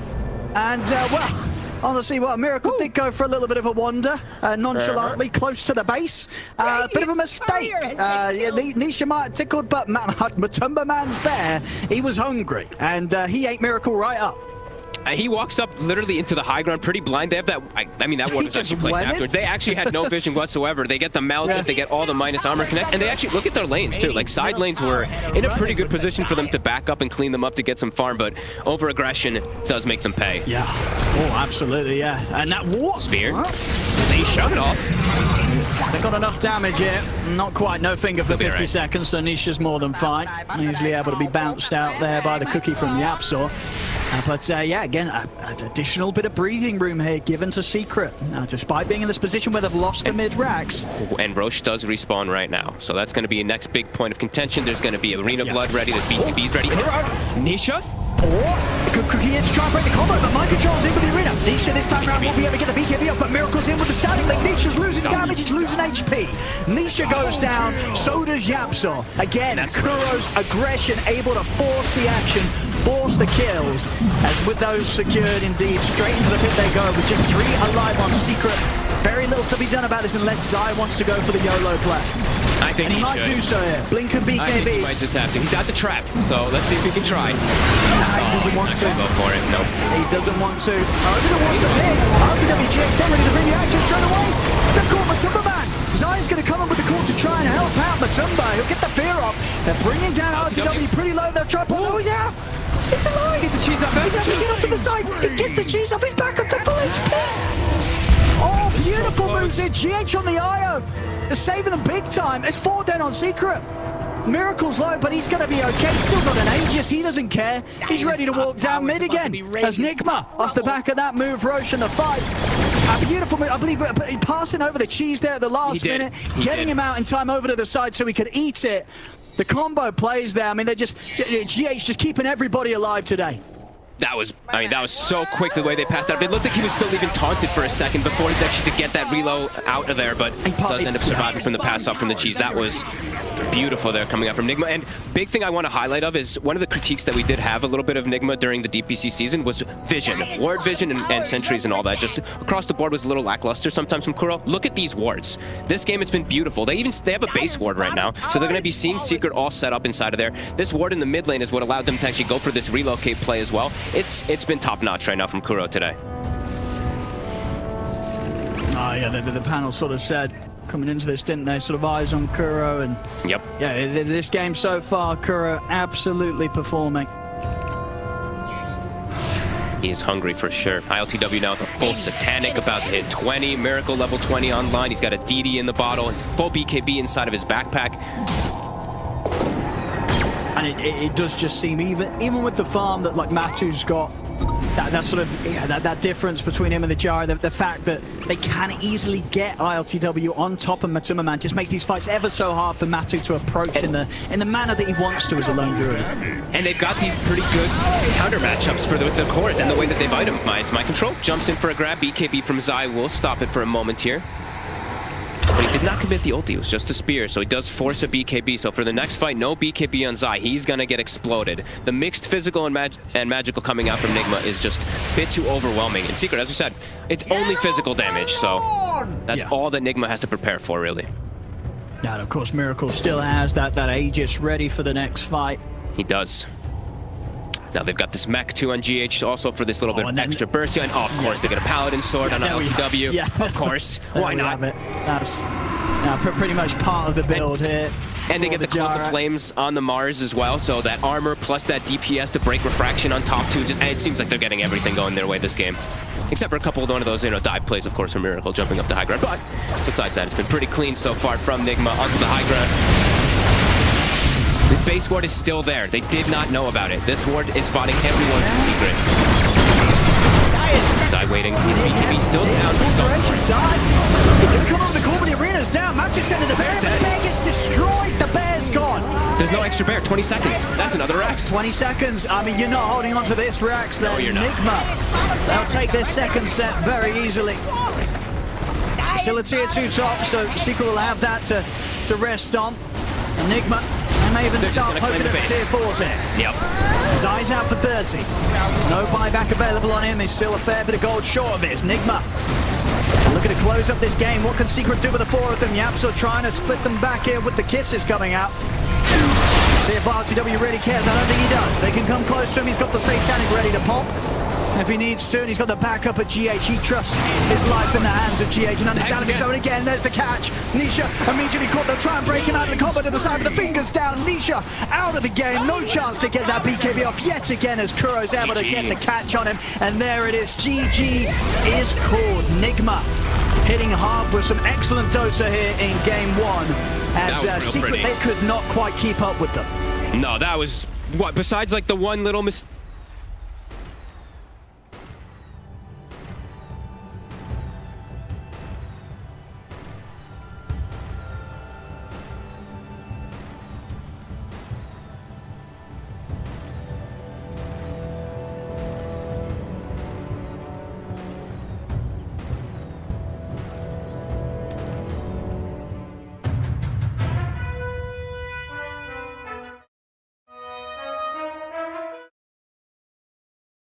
some items. They needed someone else to play with Zai besides the 2 supports. It's not working out this time for Team Secret. Nigma looking really hot this time. Absolutely, yeah. There's this whole sort of draft just coming together perfectly here in the play, and timings that Nigma was hitting. They had a very clear game plan this match, and they did. And Secrets, as I said, I think that obviously they would have had one as well. But these early moves from Nigma really left Secret in a position where it seemed like they didn't quite know what to do with the action that Nigma was bringing them. But well, there we go, ladies and gentlemen. Game 1 of this very exciting series. Can't wait for Game 2. Game 1 will go to Nigma. Thank you very much, Odie, Pixel, and Fogged. I need me one of those pillows, guys. Can we get that delivered to the hotel, please? Would be nice, actually. I want to talk about the game, though. There's so much to talk about with this first game of this 2-game series. Let's start with the positives. I couldn't agree more with our commentary team. Team Nigma, they looked clean. They looked smooth, Kyle. Oh, yeah, and this was huge for them. Out of other stream, Gambit took a game off IG. So this pretty much means that Nigma control their own destiny. If they win this next game, they're through. Not entirely, Kyle. Let's break it to you. No, because also Secret still has a series after this one. But they just beat Secret.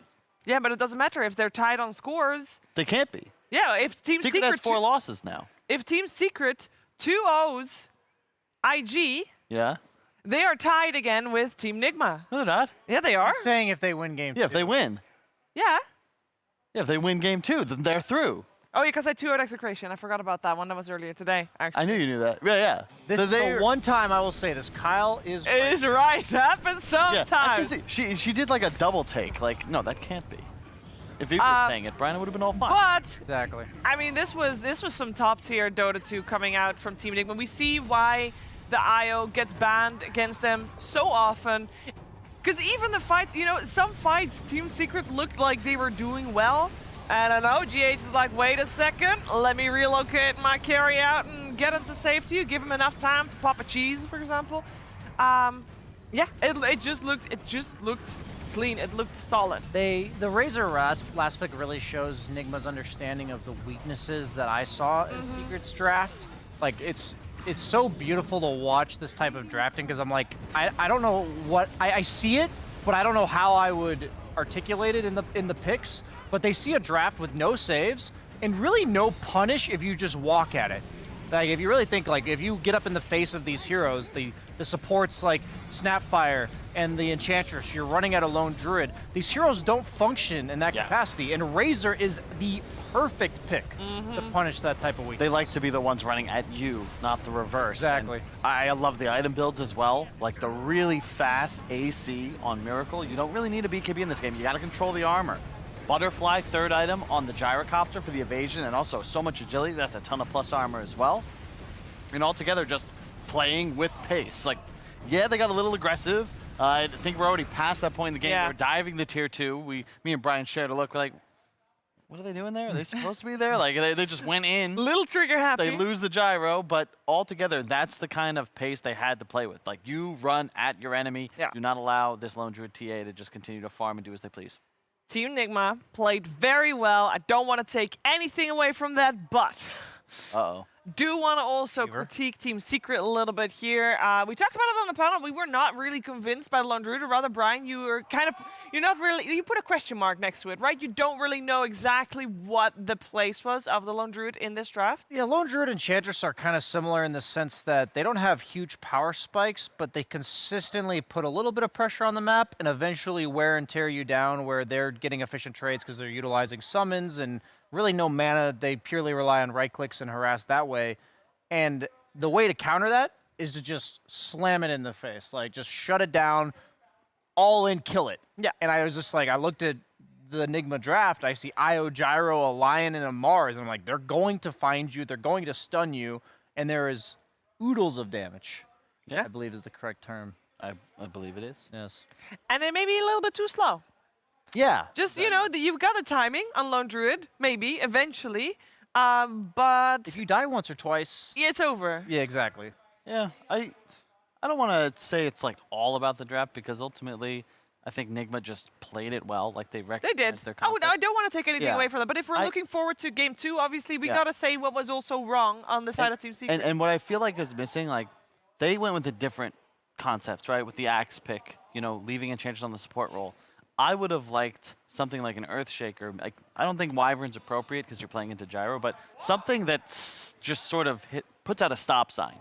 Because Axe, by counter-initiating, also puts himself in the middle of a fight. You're pretty much looking to capitalize on that disable now. It's like, okay, Axe is in, we're going to try and apply some damage. But I would have liked to see them try and like break down the fight a little bit, kind of slow this down, get the link canceled, you know, disengage from the flat cannon, and then look to engage. And you just can't do it with the lineup the way Secret engineered it. Well, you cannot do it. And one of the stories that we tell when we talk about Team Secret, at least this year, 2021, is that Nisha has gone from Star Child always being the one on top, always being the MVP of the team, to being just still a stellar player, but maybe not as high skill or high tier as he was when he first came in. I kind of feel like he was out of position quite a bit. He got caught a lot for a Blink TA. Yeah, and also when I don't know, it felt rocky. And I don't know if that is because of the hero. And I don't know if that is because of the hero he was playing or why, but it felt rocky. Yeah, it's really hard to pinpoint exactly what caused it. Is that mind control putting him in those positions? Because he was caught in the arena or right next to the arena at some point a lot. Maybe mind control just being that on point made Nisha look... I think it was the collective effort of all 3 cores running at him. You have so many people running at you that he would blink almost into another core every single time. Yes. And that alone, you're getting punished every single time you're out of position. So if you're out of position 5 times, that's 5 deaths. I think the Lion is something that a lot of teams, you know, maybe waiting in the group stage, are going to look at and just see how valuable it's been. You know, IG, ton of success with Kaka playing it, and now you have it played by Curl on the 5. But you know, you think about the way Secret are going to try to take an engagement, right? You have Lone Druid going in. Yeah, sure, the TA blinks in. But what is actually immobilizing that hero? How does he kill Lion before he gets hexed? You know, pre-BKB. Theoretically, it's an axe call, but it's very difficult to catch a hero out of position, specifically Kuro's Lion, with like both of your blink heroes without some kind of crazy vision advantage. And if you don't get him, there's going to be a stun. Same goes with MC on the Mars. Like, it's just too difficult to play the draft the way they need it to be done because you can't get a pick off when Nigma, thank you, have so many stuns. Yeah, and it showed. It actually, that makes the good draft of Team Nigma makes Team Secret draft just look bad. Make their play, like if you're out of position, if you're stunned, Kyle, this is your quote. Doesn't matter who you are when you're stunned. You can't do anything. You are just as good as a 10 MMR player. Indeed. Indeed. It's math. It's a riddle, but also just fact. Like right now, whole game, Dota is complex as ever, but the 2 easiest ways to lose right now are not having stuns and not having a way to farm Ancients and then kill Roche. It's just so much harder to play Dota if you can't just take out simple objectives like killing enemy heroes or big objectives. Yeah, you mentioned Roche. Nigma was the team that got Roche. Yeah. And they're not the ones with the Stallion early on the Wisp. Paid off huge dividends. That's the kind of stuff that a simple 1,000 gold item says so much about your understanding of the game, the understanding of the pace. They can't do that, Roche. No. At least much less likely to be able to do it if you don't have that. And the other key point is the way they stressed damage mitigation, both from the cores item builds. We already talked about the early AC, the early evasion pickup for the gyro, but that medallion, that's being placed defensively a lot of the time onto one of the cores. The link draining away damage. So you're getting to a point where you're banking on survivability, sustain, and long team fights. And as discussed, Secret, they want to kill somebody in a taunt. If they can't do that, you know, TA, he's blinked in. He's in the middle of the fight. And to your point, yeah, he's going to get speared. He's going to get stunned, hexed, rocketed, and you're just going to blow everything on Nisha. Poor guy. Yeah, he's going to die. And he doesn't have the backup yet of the Lone Druid because it's still too early in the game for the Lone Druid to really be a menace in the game. So then it's kind of over. But we're going to look forward to this game 2 because New round, new chances. We all know that I don't know what's happening in that cast up there. I know you guys can hear it at home as well. Of course, there is a game also going on the other stream, on the Dire stream, and it's casted by Sir Action Slacks and AUI 2000. And great cast. A little bit loud for us here sometimes. What makes you say that? I don't know. To clarify, it's also the only cast ever by not one, but 2 TI finalists. Are you sure that hasn't been done before? I'm sure that's been done before. Hasn't been done before. I trust Kyle on this one. I'm sure there was a summit at some point. Like an OG stream, but they were talking about 2 different teams. Again, I'm sure a summit at some point, one or another. There was a Puppy Kuro cast when they were still best buds. The only major with 2. There you go. From a Perfect. Got him. No, yeah, you're right. It's a high caliber, high MMR, very smart cast happening. Yeah, much smarter than us over here. It's true. Yeah, but you should still watch this one because we got Team Nigma versus Team Secret. They got. Well, why would you watch them? You can hear them from. Yeah, exactly. Two birds, one stone. Got the radio broadcast on. All right. Hey, I want to talk about Game 2 because I want to know what kind of adaptations we're going to see because Kuro versus Puppy traditionally, regardless of who takes the series, it's always a long series because of the way that both the captains just react to one another in the draft, right? So surely Puppy's going to come up with a better plan? No? Oh, you guys are a little down on the fence here. I think Nigma has come a really long way in a short amount of games when it comes to drafting. Okay. I think as long as Kuro doesn't forget his own team's identity, because I believe all of their drafts that have messed up are overcompensations against the opponent, then I think he's just geared up to dissect Puppy once again. I think they opened this tournament with Morph Clock first 2. Yeah. They've now adapted to go Lion Mars. Like it way more. And I think if they can keep to this style, like we saw VP do this for like 6 months now. You know, you pick your offlaner, you pick a Lion. Everything seems to just fit into place from there. I think that's the way to go for them. Yep. Their cores are so versatile. Like Miracle can play pretty much anything middle. So don't get a Morph off the bat, especially when so many teams have demonstrated they will hard counter a Morphling. You know, AA is in the meta. People have to ban out the illusion cores as is. Do you then also feel like in the same line of thought that Team Secret opening with a Templar Assassin, Snapfire Templar Assassin, just not that good? That's been opening. It's so hard. It's not a support plus your offlaner. It's not really a lot of disable. It's perfect example of why certain teams can get away with first rounding a Templar Assassin. Kyle mentioned in the draft that the reason why the Razor was so good was not only because it lane countered the Templar Assassin, but it's also a great game matchup against the Lone Druid. So suddenly you have this last pick that's also good against the rest of Team Secret's lineup. And if you are to first pick a hero like TA that's a situational core that has to have a decent game, you cannot pick any other heroes in the draft that are also countered by the same thing. And that's hard. That's a hard thing to avoid doing. It is one of those heroes you typically see. It's a hero to bully a team weaker than you, especially when you early pick it. So it's very strong, don't get me wrong, but it's similar in a way to, like, you remember, when we see teams first 2 an Alchemist, first 2 a Medusa. I'm not going to say, it's not like disrespectful, but it is going to be an easy way to beat an inferior team because they won't understand the timings, the way you have to play the game, draft. Like, you have to check all the little boxes, like buying a medallion on your Wisp, like being sure to take enemy mid-tower and control their triangle. Against bad teams, it's like, okay, sure, Ward, all right, TA farmed Ancients, all right, Blink Deso, okay, go Roche, and it's like a cruise to a win. But these teams are world-class caliber, right? Before the DPC League, where do we see them? We saw them in the grand finals in this arena in Mad Moon at the last LAN before COVID. And then at TI9, it was Kuro taking down Puppy 2-0, third, fourth place match. Yes. Like top 4 TI9. Like, these are no slouching teams. You can't necessarily get away with something like first 2 TA. You can't. Let's see what they got in store for each other then in game number 2 of this 2-game series. TA still gets a respect ban coming out from Team Nigma. They go for the puck themselves. And we got the respect ban also from the side of Team Secret with the Mars banned out. Still the Agent Operation, leaving Nyx Assassin in the pool.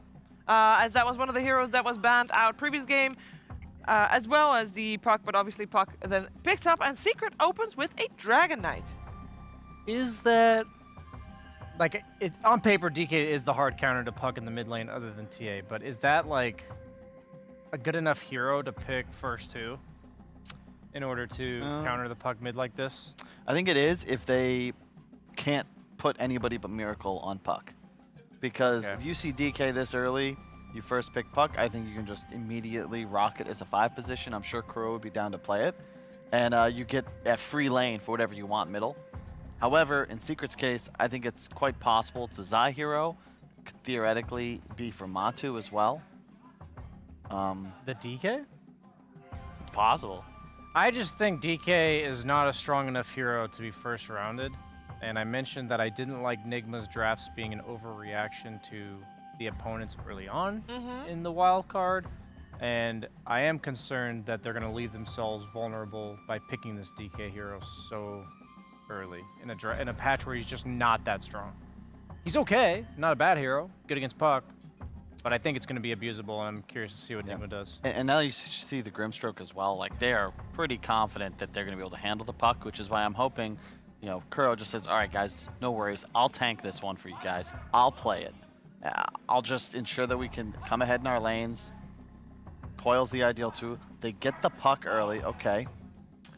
Again, like you said, Sheaves, IG... They banned it. I mean, they banned it, and it worked out for them. Yeah. I mean, you just played against this. That was one of the main reasons why the fights that should have been your, okay, now Lone Druid is online, comeback fight incoming. No, IO will stop that from happening. Yeah, and okay. The stakes, like Secret, to confirm, Sheaves, Nigma, they're 6-3, right? Yeah. So Secret are 3-4. But they have another series after this. Correct. So if Secret win, then they 2-0, we'd have a tiebreaker. I think yes. Yeah. That's IG, by the way, they're facing. Actually, I don't know what's happening with IG because they lost game 1 to Gambit and it was very uncharacteristic. And I have no idea what's happening over there. I could yell up and ask, but I have. Sure. No, I'm not gonna. I can't he see can't him. hear us. He's too loud. He can still hear you. No, I'm not sure if that headphone. You have wearing that headphone. Can he hear you through the headphone? No, he can't hear. Let's not yell. If you're curious about how it's going with the other game, there's another stream going. Well, on. either way, it would need to be a 2-0 because IG dropped game 1. Yes. So, main point, basically just setting it up, is that Secret need to win to have any chance at advancing into the group stage. If they lose this match, they're gone. They're going home. We won't see him again till August. Yes. And we will see them in August because Team Secret, just like IG, by the way, MVP and EG, they are one of the teams that's guaranteed to make it to TI based on points if they don't change anything on their roster. Well, I don't think anyone. I don't think it's going to happen, but I figured I'd add that caveat. That would be, you know. That's a very interesting conversation, though, to think about. Is like, what are the, because there aren't really any protections built in. You qualify to TI and have points to spare. You can replace some players if you wish, but why would you do that if you have that amount of points? Exactly. Because it means that you're good. Jeez. All right, we got some core bans coming out from Team Nigma. We got Monkey King, Medusa, Morph out, and on the side of Team Secret, more cores. It is the IO combinations of the Gyro, the Luna, and the Slark. And that means we at least get something different with the IO combined for this game round. I respect your persistence on remaining so on topic there is one big that difference between us three, you two versus me. My earpiece is actually on the side of Slacks. Oh. So it's blocking out some of the That's really sound. tactical of you. I'll have to remember this for future panels if I learn to cross-check what's on the other stream different time than on this one. You like Ursa into Wisp? I do not like Ursa in general, but I have been wrong a little bit where I will stick to my guns that this hero has to get like a sub 15-minute Roche and a sub 30-minute second Roche where he gets the Ag Shard and then just runs over the game with that whole Diffusal Morbid BKB build. Yeah, and if that is not what happens, Ursa sucks. So we have to keep, like, we've got the plot already laid out for us. Now, what are the characters that we're going to throw in there? The protagonist in this case is Ursa. Nigma is about to establish their own antagonist. What Are you gonna tell us who won? I was about to ask. I was waiting for Brian to stop talking. Who won? I don't know. Dude, you just casted the game. 1-1. Cool. It's 1-1. Thank you. Thank you. So IG now 4 I don't know. and 4. And they are really rooting for Secret. Yeah. Yeah. So Secret wins this. We get this cool scenario where the last match of the wild card would need to be a 2-0 for that team to force. For either team, which is perfect. Cool. You mentioned Ursa, not generally, you don't like it that much. When nobody liked Ursa, Matu was still able to make it work. I'm talking about the online season 2020. It wasn't the DPC season at all, but 2020, Matu Ursa, he crushed it, despite that hero being dead in anybody else's hands. So, I mean, it might work, it might not, obviously, but with the Winter Wyvern now, though.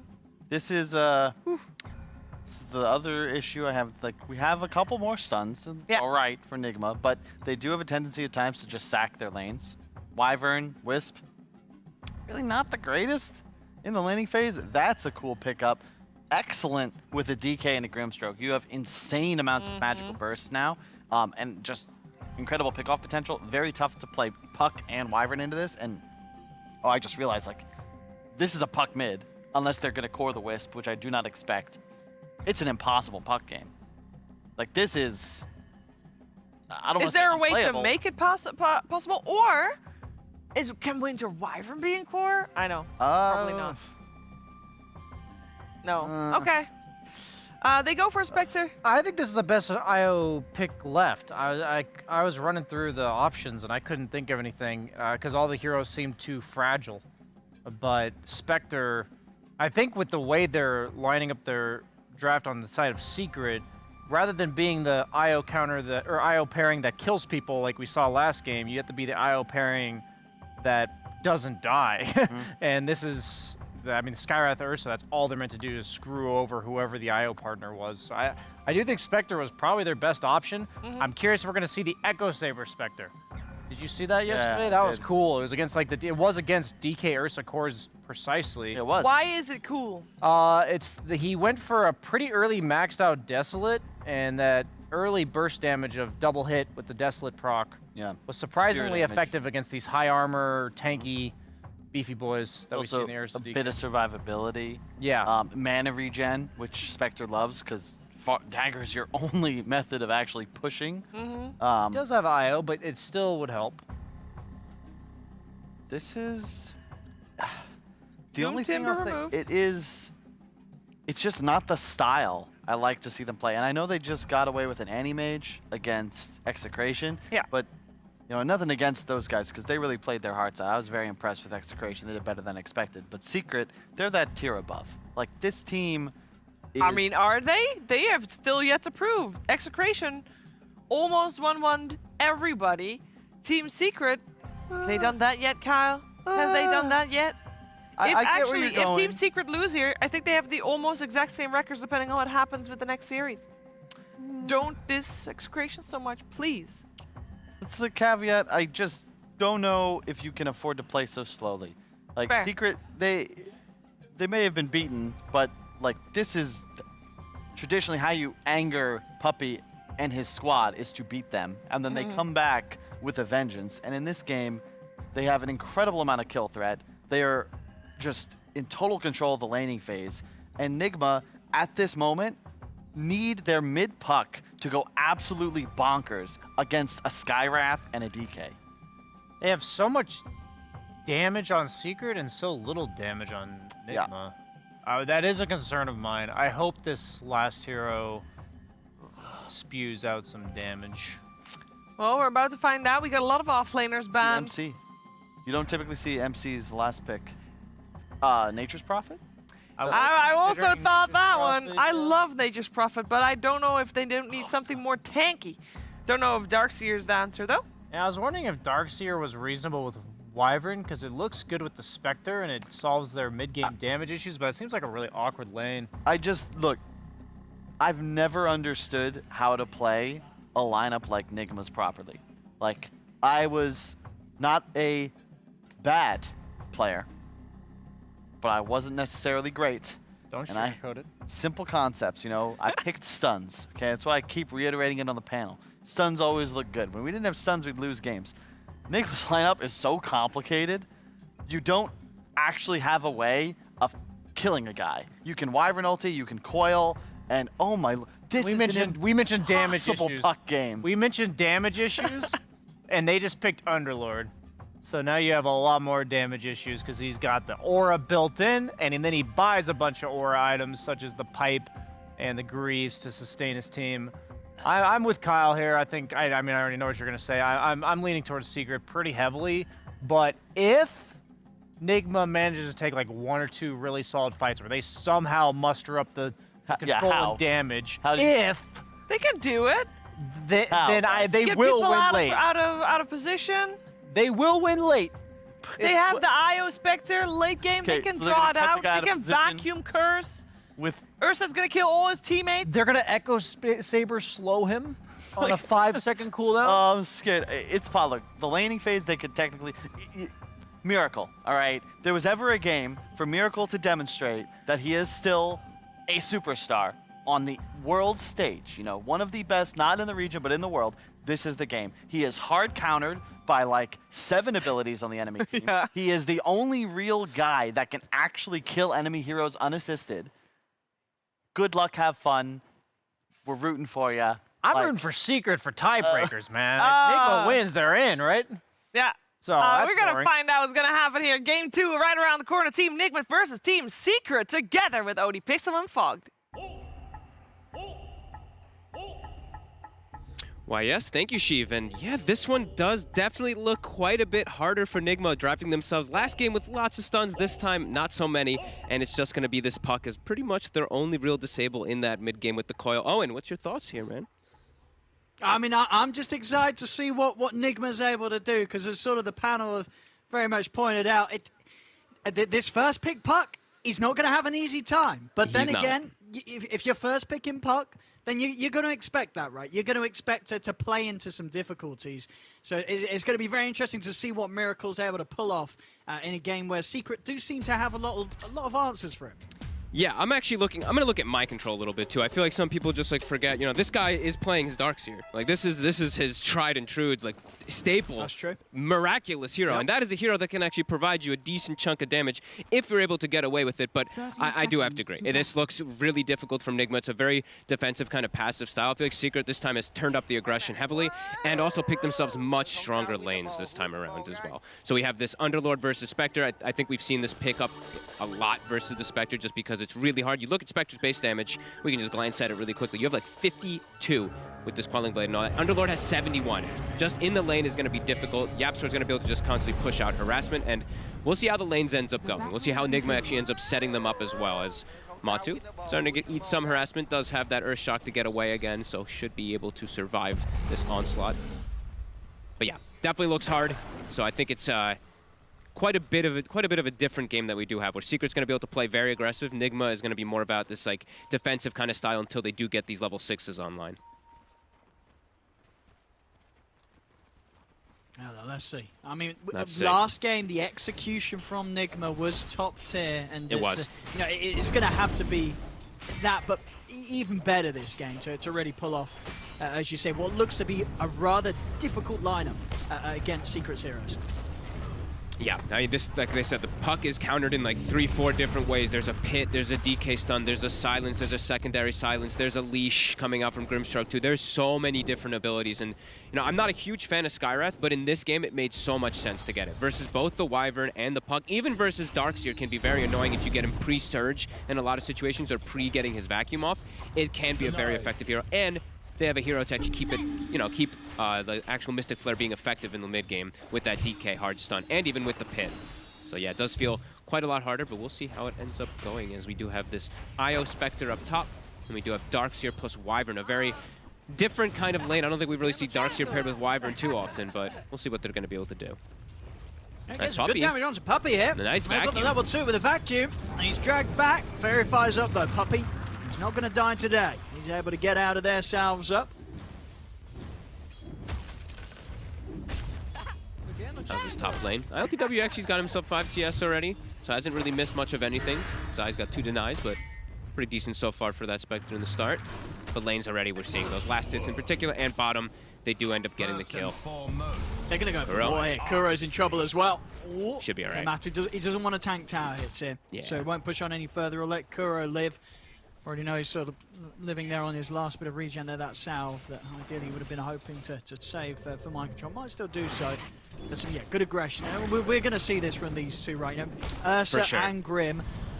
Sure, with the Darkseer and Wyvern, you want to put a lot of spam, a lot of pressure, but they are ready to turn. They'll be ready to bring the fight back to you if you dive a little too close to the bear. Yeah, and most people, almost like everybody, actually, you get the vacuum level 2, as we saw. He showed it as well too. So when you show that, that's when Puppey gets the opportunity to get that level 2 with Matu. You can go for that aggro play too. So yeah, I do feel, as we said, it's going to be hard. It's going to be a very tough laning phase here for Nigma. They're going to have to play for recovery afterwards. As even the range creeps. A dagger used by ILTW to attempt to secure a range creep, but it gets denied from the Underlord's 80 damage. Can't even get that. Yeah, that always hurts. Yeah, I can't even get a last hit with your dagger. Yeah. I mean, all 3 lanes really. It's not an easy start here for Nigma. No. The challenge is definitely there for this game. But hey, maybe that's what they wanted, Nigma. They said, what, game 1, a little too easy for us. We want to have a, step up the difficulty here. For sure, and they do still have some great ultimates that they can utilize later on with the Darkseer, with the Puck, with the Wyvern and everything. There is some cool damage that can come out, but they have to get to that point. They have to be in a decent fighting form. As Yapsor actually getting ran down here, steps up too far. Well, that's a rather nice one here for RTW and GH to get. They also get some lovely damage onto Zaya with a bit of a body block from GH. Coming in again. And beautiful. Get a good few hits. I mean, really, he's going to have dagger up again in a second here. GH. I mean, Zaya's going to live, but definitely being beaten right back to the tower there by GH, coming in with some fancy footwork. Yeah. Yapsor has to be a little more cautious how far he steps up his bottom. They will get another kill here with the Wyvern. Mind control. They're giving him a lot of that extra experience. I see Kuroki's playing away from the lane a bit so that he is enabling mind control. Wants to get those early points in Ion Shell up so he can actually play a bit more aggressive. So nice stuff coming out here, at least inside that laning phase that looks tough. No, for sure, yeah. I think considering how tough some of these matchups are, I feel like we've probably seen lane setups like this, especially up top, where the Spectre's just got nothing. That's not the case here. RTW is still able to find something back over towards mid. Nisha and Miracle finding one another each on the incredibly low HP. Miracle has got enough mana here for another burst with the Orb and the Rift. Nisha Look at the skill build, too. Aggro with the Fairy Fire. Standard Miracle here, just going for full aggression on his skill build. Sometimes you do see the phase shift in this matchup just because you can dodge the Breathe Fire to not get the damage reduction so that you can actually last hit, but full aggression from Miracle to just clear out the wave, and does make it a little easier for him to do so versus this DK. Yeah, no, and I like it as well. He knows damage is going to be the issue early on when he's making the moves. Sure. He's got to make sure he's coming into these side lanes, and he's doing the maximum amount of damage possible. Bottom lane. See if they can get Puppey again this time. Matu's able to step across and help out. Look towards Mind Control, but Mind Control's out with the surge. Puppey get the slow down onto Kuro, but Matu, he doesn't want to waste any time away from the creeps. Heads back to the creep wave, but at least with his appearance, he's able to keep Puppey safe this time. Yeah, they're doing well bottom. Mind Control with these Arcane Boots early too. As we said, he's getting a lot of that solo XP, get the Cold Embrace at level 3 too, so now he's starting to cut the waves, and he's going to be able to get that free farm as well versus Matumba Man. Even though they did give up that kill early, they got one themselves. And ILTW, he is getting healed up a lot from GH, as we saw that headdress coming into play, and he is picking up raindrops, so trying to absorb some of the damage from Yapsor. And yet, 26 last hits, not too shabby versus the Underlord. That's actually quite a lot better than I felt it would be. No, absolutely. I think considering the setup, ILTW is going to be pretty happy with what he's getting out of this top lane. Yeah, as I say, I'm pretty sure I've seen Spectres have a much worse time against an Underlord. Sure, Zai is farming, but the fact that this Spectre's getting just as much, ILTW, and definitely some of the GH factor in this, of course, as the IO just keeping the Spectre topped up and healthy. We saw how much GH was able to do from start to finish last game, and we can definitely expect a repeat performance from him once again on his IO this game. 100%. Yeah, it's a 30 damage disparity, just for people to really recognize how big of a difference it really is with the Unknown. That's when he only has like 4 stacks of the Atrophy Aura, so it's very impressive that they're able to do this so far. GH also continuing to get the pulls off, so they're getting good positioning as mid. Miracle forced to do the coil with DD. He's looking pretty. Ooh, actually survives. That last little tip of the bottle. Could Nisha not get the last hit in on that? Hey, was he just? So. He felt he would have snapped the coil. Okay, I think he would have snapped it. It looked like he sort of just stopped running at him. I mean, maybe I was mistaken. He was at the edge of the coil. I thought he was going to have that last hit. I thought he was going to have it, but he didn't. He didn't. He didn't want to break it. Didn't want to try for it. Yeah, and the initial, probably like the initial, like the raindrop ends up blocking probably some of the breathe fire damage from the initial go. So that's probably what ends up saving him, in conjunction with all those bottle takes. But yeah. Yeah, I thought he could get the hit, but he couldn't. He holds You back would have gone in for it. And that does mean the Miracle's able to live. Sure. Well, 7 minutes in, just less than a 1K in it. All things said and done. I think Nigma's going to be rather happy with the passiveness, really. All 3 lanes up. They're farming just as well as that as Secret. Yeah, now they send the Spectre back to base. GH actually uses a salve as well as a full clarity to keep Miracle topped up. So Miracle actually doesn't go back to base during this. Even though he drops so low, he sticks around the area, finishes up a camp, and they're actually smoking him. He's got coil up in 8 seconds, so could potentially surprise down bottom. Matu does have Enrage, but the 2 supports are very fragile on the side of Secret, so they could definitely look to kill them here. With level 3 Ion Shell too, it's a lot of damage that will come out. Bottom. See what they find. Now the wall drops down, the core coming out as well as Miracle jumps in from the side, has the burst. RTW's able to come up with the cleanup as well. Matu's going to get out with the TP just in time.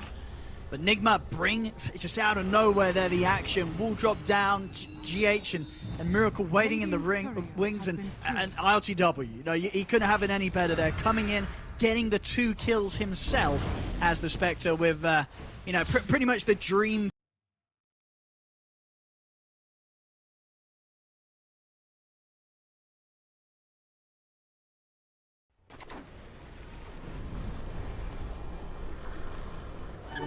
It was at a good start. It's max Ion Shell. So this used to be a common pickup here, the Spectre plus the Darkseer, because Spectre utilizes that Ion Shell very, very good with the dagger. You're always sticking on the targets. You're pretty tanky too, so you're always able to get on top of them easily. And he is going to go for that Echo Saber build, so maybe taking a page out of Fly. It was really nice. I did really like that build. It did look really effective here with the double Desolate as bottom. If they've got the damage here to take down RTW and GH, keeping it tethered, and indeed the attempt there from the 3 of Secret, Puppy, Zite, and Jab. So it's not enough. You know, they can't.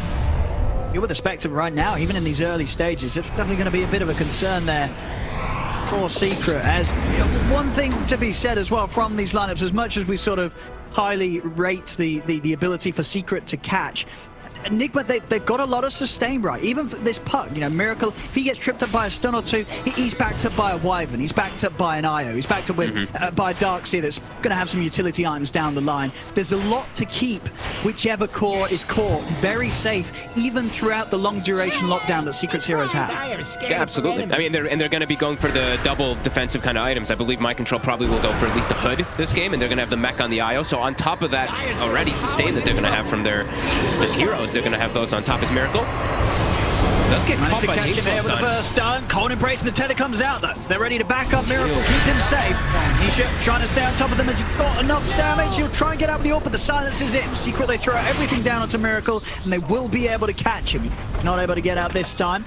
Dragon form up as well. They'll try and get some missiles to the tower. The re-relocate is going to be bringing GH back into this, and Secret, they're prepared. Nisha moving into position up on the high ground. The wall will get dropped here. Mind Control to see if he can come in from the side. Vacuum down onto Puppy and Yapsor. They've lost GH. Puppy will end up dying to the illusion of the Iron Shell in return, as Mind Control able to pick something up in trade there for losing out GH as well. At least they're punching back, they're holding the tower, and they're getting ILTW farm at the same time too from Nigma. If Nigma is able to weather the storm in this game early, their lineup does scale. They do have that Spectre, so this is all really good moves right now from them for sure. Just looking for the battles. Even though Miracle does die, they're still able to punch back. Nisha starting to take away some of these stacks, also going to get slowed down. Miracle's connecting, Coil still down. Going for Nisha here. Bring ILTW, they really want this kill. Nisha's going to try and turn and hold the back with a stun, but Miracle's already on the high ground, jumps in with the AWP. Nisha's gone. Another kill here for Nigma. These are great moves right now from Nigma for sure. And they've got Coil. They're ready to go for more. Miracles in. He's going to find Yapsor. He's going to find a two. Oh, Coil's going to go down. as that's YapzOr gone. Matu's TPing in. He's going to look for GH.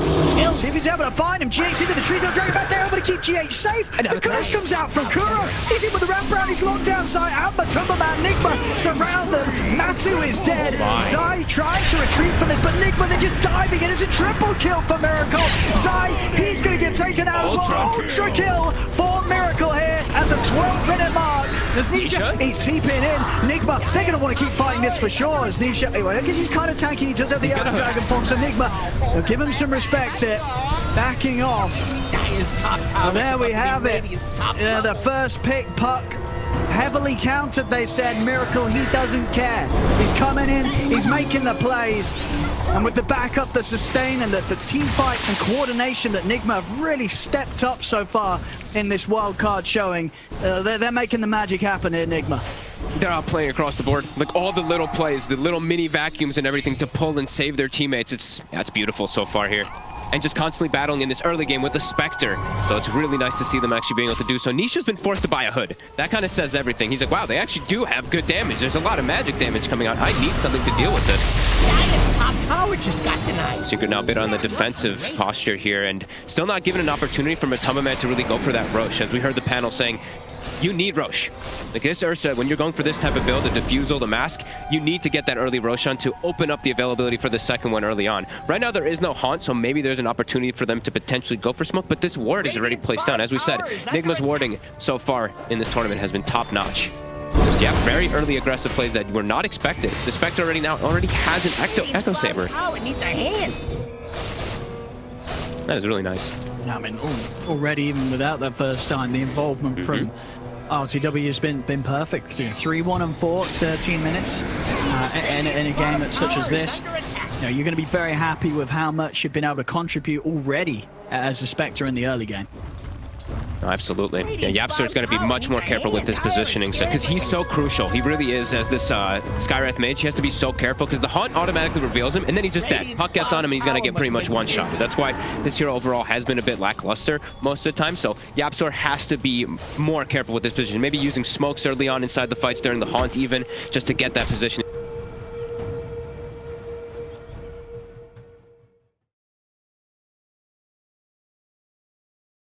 YapzOr has to be more careful with his position. Maybe using smokes early on inside the fights during the Haunt even, just to get that positioning to get the silences on this Puck, who's very problematic and now also has a Witchblade. So do think we're going to see another aggressive move coming out from Nigma as they do have every single ult up.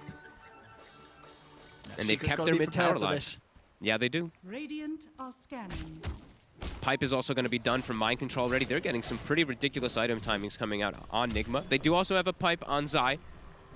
They do. This does feel like they need.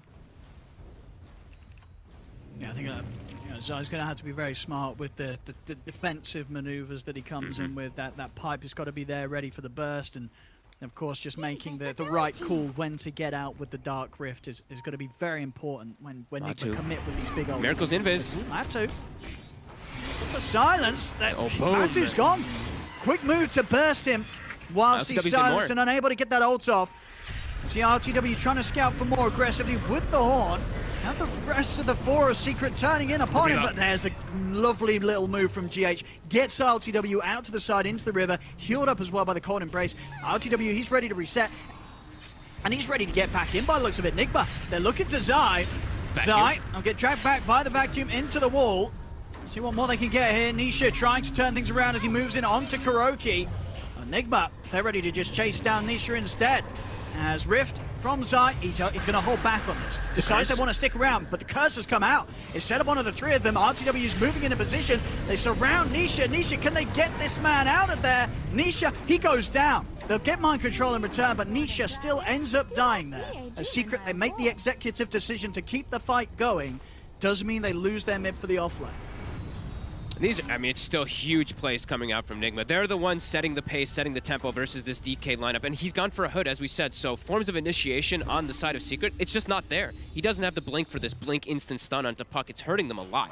Miracle's getting away with murder. 5-1-3 so far, being able to play super aggressive because he doesn't really have to worry about a stun into a silence, as we usually do see. I think I disconnected. Did you get out? Did you get DC'd? Oh. I did as well. What's happening right now?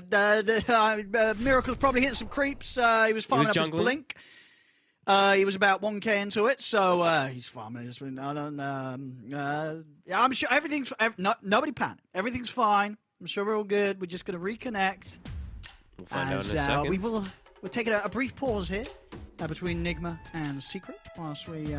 Hopefully the players are still in. Oh, I'm getting back in. No, I'm not. Are you in? I'm not back in. I'm sure Kyle, it's fine. fix it. Everything is fine. Kyle's on it right now. He's heading over there. I believe he tripped over a cable. He's plugging it back in right now. But yes, a great game so far. A great game so far. Yeah, much more aggressive than I think we would have expected to see from Nigma with the way that they're playing. But it is those level 6s, right? They took advantage quite heavily of, as soon as they got those timings, they're able to use that Spectral perfectly and just actually play that aggressive maneuvers with it. It's been beautiful. And the way that they even restored the puck early, I think that was the biggest thing, because I think Secret got caught so off guard by it because they were like, oh, Miracle's low. And then he just shows up to bottom, full HP, full mana with a coil available. So it's been some really nice moves from them for sure. Absolutely has. Yes, welcome back, ladies and gentlemen. Again, apologies for hopefully what will be just a brief pause here whilst we get everybody connected back in. It does look like it did kick out at least the observers ourselves from the game. I imagine if the players are still in, it's still paused, or if they're out as well. Hopefully we can all rejoin nice and soon. I will continue to spam the reconnect button so I can let you ladies and gentlemen know. Oh, you're spamming it as well? I'm spamming it as well. Maybe we're breaking it, so that's. I hope not. Sure it's fine.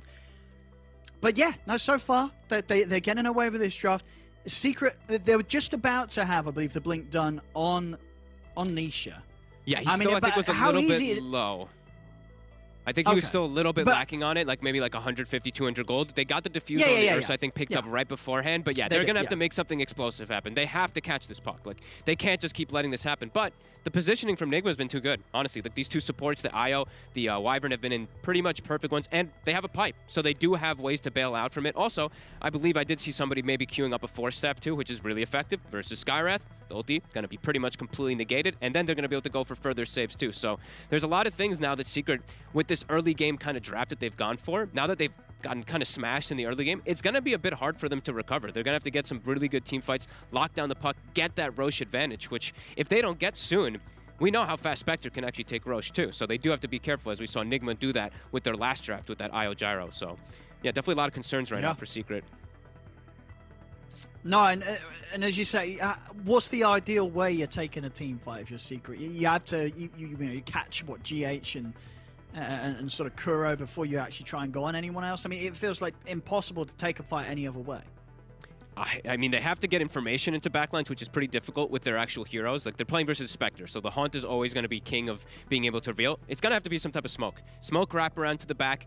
Leash is pretty effective this game, but it's going to be tough for them to actually get onto them. And we do have an update that the Dota servers are shut down, apparently, for a moment or something. So they are not available. So we're going to have maybe a little bit of an extended break here, Mr. Owen Pillow. Well, we'll see. Hopefully they can open them back up. I mean, not really the most convenient time to shut them down. So, maybe it's the Spectre Arcana. Who knows? I hope so.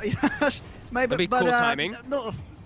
I'll have a look on the old information sources, see if we're having any. It wouldn't be that great of a timing. It's just shut the server down. Apparently. I mean, not that an update should do that. I'm sure this is just some minor technical hiccup. But yes, indeed, at the moment we're unable to connect to the lobby as well as the players. Unfortunately, nobody's able to get back in right now. So as I said, we're clicking this button. We're screaming, "Let me in!" To the server. Hopefully, it will let us back in. But of course, some highlights for you, beautiful ladies and gentlemen, to enjoy whilst we wait for the server hopefully to correct itself. As indeed that earlier play here, that ultra kill from Miracle. Not something you would have expected to see, right, when we came out of the drafting phase. 12 minutes in, the puck getting an ultra kill. No, definitely not. Not when he's up versus all these counters, but yeah, they're making it look really good as soon as they hit those 6s, like we said, right? They got the Haunt, they set the Spectre up. They set it up so nicely. I actually am so impressed with the way that Nigma is prepared with this draft too, just understanding the strengths about when they're able to actually play in. How well they did in lane. I'm still very surprised about how good that Spectre actually did up top. Getting that extra kill on a Skywrath, that's usually not that expected. Also, just the last hitting in general, it's been pretty solid. So yeah, good stuff right now from them. well, we are still trying our best, ladies and gentlemen. Of course, you know, it's been a while since we've had this sort of issue with the servers. Not a frequent occurrence at all. But indeed, does seem like the servers sort of said goodbye. Hopefully, we can get it back. I'm trying my best. I'm doing my part here, clicking the reconnect button. What we got? What do you think about your pillow so far here? I actually quite like it. I love it. It's very heavy. I was actually quite surprised how heavy it actually is. Is it actually? It doesn't. It look actually heavy. is quite heavy. Yeah. Are you sort of holding it up now, or is it reaching the floor? How tall? This is on the floor. I gotta get it a little bit better. You know, it's pretty long. It's pretty long. Yeah. I mean, Shiva was saying it's kind of small, so that made me feel pretty bad because I was like, wow, it's pretty big compared to me, but you know, compared to Shiv, it's you know. Shiv. Shiv didn't mean it. She meant all well. No. Well, we're getting some updates here. Looks nothing like, still. yeah, we're going to keep trying to click that reconnect button, ladies and gentlemen. Again, apologies that we do not have access to the server right now. Hopefully this is getting resolved pretty shortly. I'm sure I'll get on the phone to Gaben. Please do. I'll ask him what's going on. So we can get this show back on the road. But don't worry, you won't have to listen to me and Fogged anymore because we do not know how long this break will be. So we will send you back to the beautiful faces down on the panel. But don't worry, we will be back with the rest of the game, hopefully. But for now, back to the panel whilst we wait for the server to fix itself. I don't know about you, Owen. Generally, servers don't really fix itself, and I am still very jealous of the pillow. And yeah, gonna have to wait a little bit for that. But there is a pause.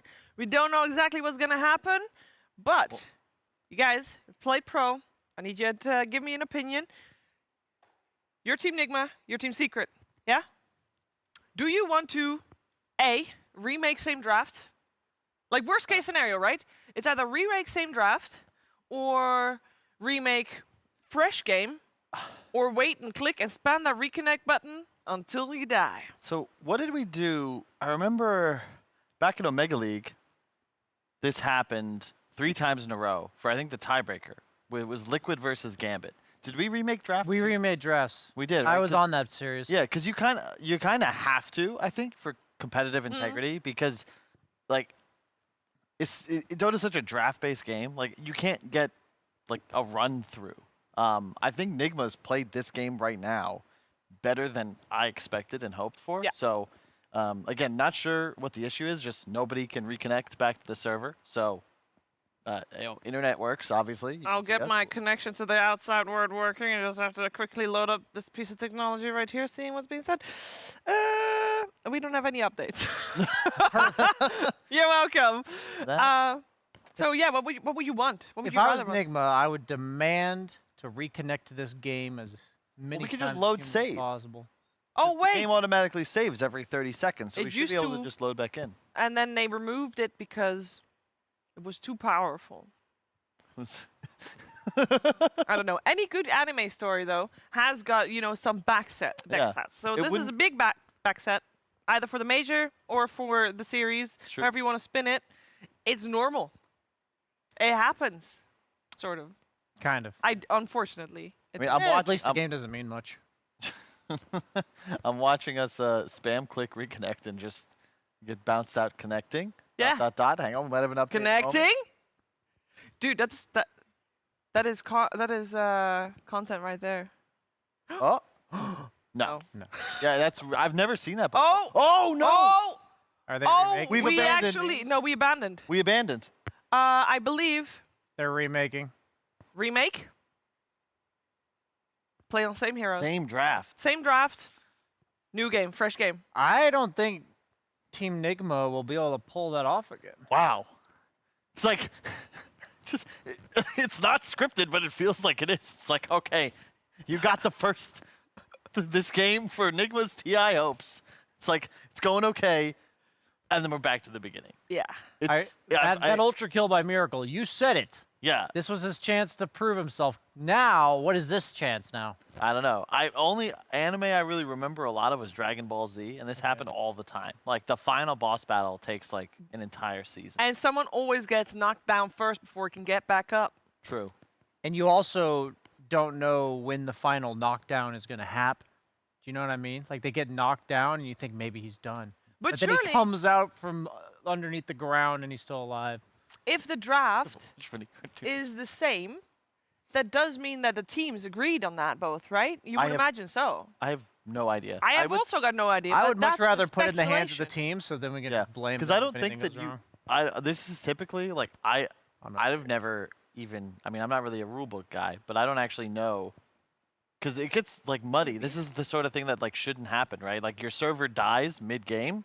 What do you do? I think in the past, I feel like this happened way back like around like TI3, TI4 era. There's some tournament and a win was awarded because it was like a 40K lead. It was like GG, but I have no idea. Yeah. So I don't know if the captains did it. We'll find that out for the post-game panel. But either way, situation is Nigma win, they're through to group stage. Secret win, then Secret versus IG. If either team 2-0s, there's a tiebreaker. The draft is the same. So as soon as we're ready, have to buy the same items. We go new. Yes, they I have do to buy remember the same Spectre item. buying an extra set of tangos at 4.5 Yes. minutes. Please hold him accountable. There was stuff. What didn't this happen? I remember some things about like what was it? There was another time I remember somebody DC'd like after First Blood, so there was a remake and they fed First Blood intentionally to like.